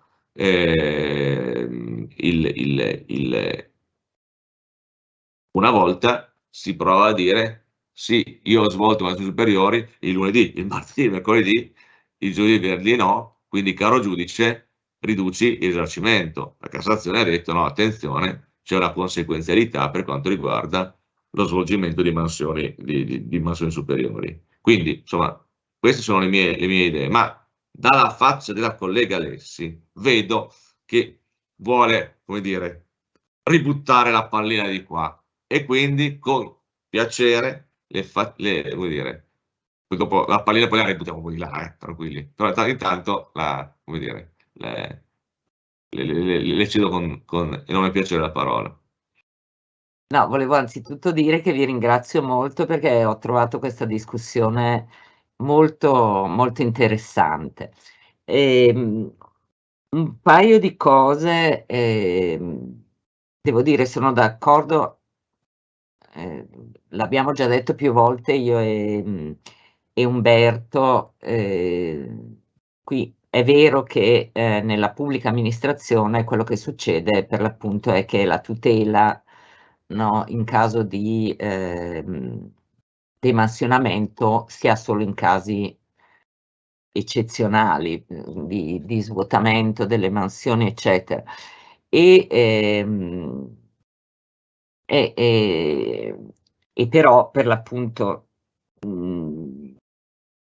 diciamo forse, per l'appunto questo sistema unito anche alla questione del mobbing, su cui dico una cosa tra un secondo, è quella che ha consentito a questa giurisprudenza che, come dire, per il resto mi pare abbastanza chiusa rispetto alle istanze di tutela della professionalità, ha consentito almeno nei casi più eclatanti di intervenire. Con riguardo al mobbing, la mia osservazione non era tanto sulla sistematicità dei comportamenti, quanto sull'intento, sulla prova dell'intento persecutorio, che mi sembra una cosa, insomma, da probatio diabolica, ma su questo magari può intervenire Umberto. E quello che dicevo io è che in realtà forse è una cosa che mi frulla nella testa così da un po' di tempo, perché sto studiando altre cose, quindi forse in realtà si potrebbe essere superato utilizzando altri strumenti che nel nostro ordinamento esistono a partire dal 2087, no? Combinato anche con il 2103, quando si tratta di questioni che riguardano per esempio un mobbing o comunque un'attività in qualche misura vessatoria nei confronti del lavoratore, utilizzando gli strumenti del potere direttivo del datore di lavoro collegati alle mansioni e quant'altro. Cioè, quello che dico io è che volevo, però ho avuto poco tempo di argomentare che forse per l'appunto non è necessario andare a cercare una presunta fattispecie o una figura che si trae da altre discipline come la psicologia del lavoro, e che se viene invece calata nel contesto del diritto del lavoro presenta delle, come dire, delle criticità notevoli. Ripeto, si può far riferimento a fattispecie, ma guardate che c'è una sentenza, adesso io non mi son segnata il numero, comunque c'è una sentenza della Cassazione anche piuttosto recente, che si muove in questa direzione, cioè comincia a dire: guardate che forse la figura del mobbing potrebbe anche essere superata, considerando comunque come atti in qualche modo molesti e che incidono per l'appunto sulla personalità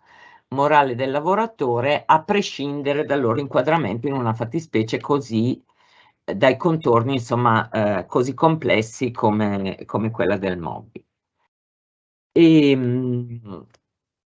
E basta, poi sono molto d'accordo e non potrebbe essere diversamente su quello che dicevi rispetto alle classificazioni dei contratti collettivi, ma è anche vero che come dire, determinazione dei compiti, delle mansioni in qualche modo affidate al lavoratore derivano anche dal contratto di lavoro, nel senso che si può individuare quali sono i compiti affidati. Il problema è poi è forse classificarli, su questo hai perfettamente ragione. E niente, e anche sulla dirigenza direi che hai detto esattamente quello che c'era da dire rispetto per l'appunto all'attribuzione degli incarichi e rispetto anche al rispetto dei criteri di buona fede e di correttezza. Fermo qui, forse vuole intervenire. Sì, due parole proprio telegraficamente, perché molte delle cose che avete detto e che mi trovano d'accordo, però mi hanno riportato al discorso che a volte abbiamo un atteggiamento un po' autocastrante sul rapporto tra pubblico e privato, cioè tutti noi abbiamo detto poi questa parte del 2103 forse non si applica, quest'altro profilo stiamo attenti e via dicendo. La verità è che tutti noi, anche le nostre scuole di riflessione, partono da un grande rispetto per la contrattualizzazione, che era unificazione normativa e che, ricordo a me stesso, era previsione del decreto 165, allora 29, ma in un contesto più ampio, che era di sistema, quello che tu richiamavi un attimo fa a proposito del mobbing. Questa cosa, per effetto di una serie di interventi normativi che non devo richiamare nel corso degli anni, l'abbiamo un po' persa, per cui sul 52, quello che Stefano Libban chiamava il microsistema normativo autoconcluso, noi abbiamo tutta una serie di microsistemi ormai nel pubblico, che non so però se vadano legittimati, cioè del disciplinare è tutto un sistema a sé, le mansioni è tutto un sistema a sé. Alla fine del privato da cui trarre l'infa mi pare stia rimanendo molto poco. In realtà proprio in tema di professionalità e quindi anche sul utilizzare del 2103 quello che avanza e che non c'è nella disciplina delle mansioni, non sono così sicuro che non ci siano spazi, per esempio sull'annullità dei patti contrari, per esempio sul trasferimento, nessuno ha mai dubitato che il trasferimento fosse regolato dal 2103 privatistico. Quindi probabilmente qualcosa in tema, per esempio,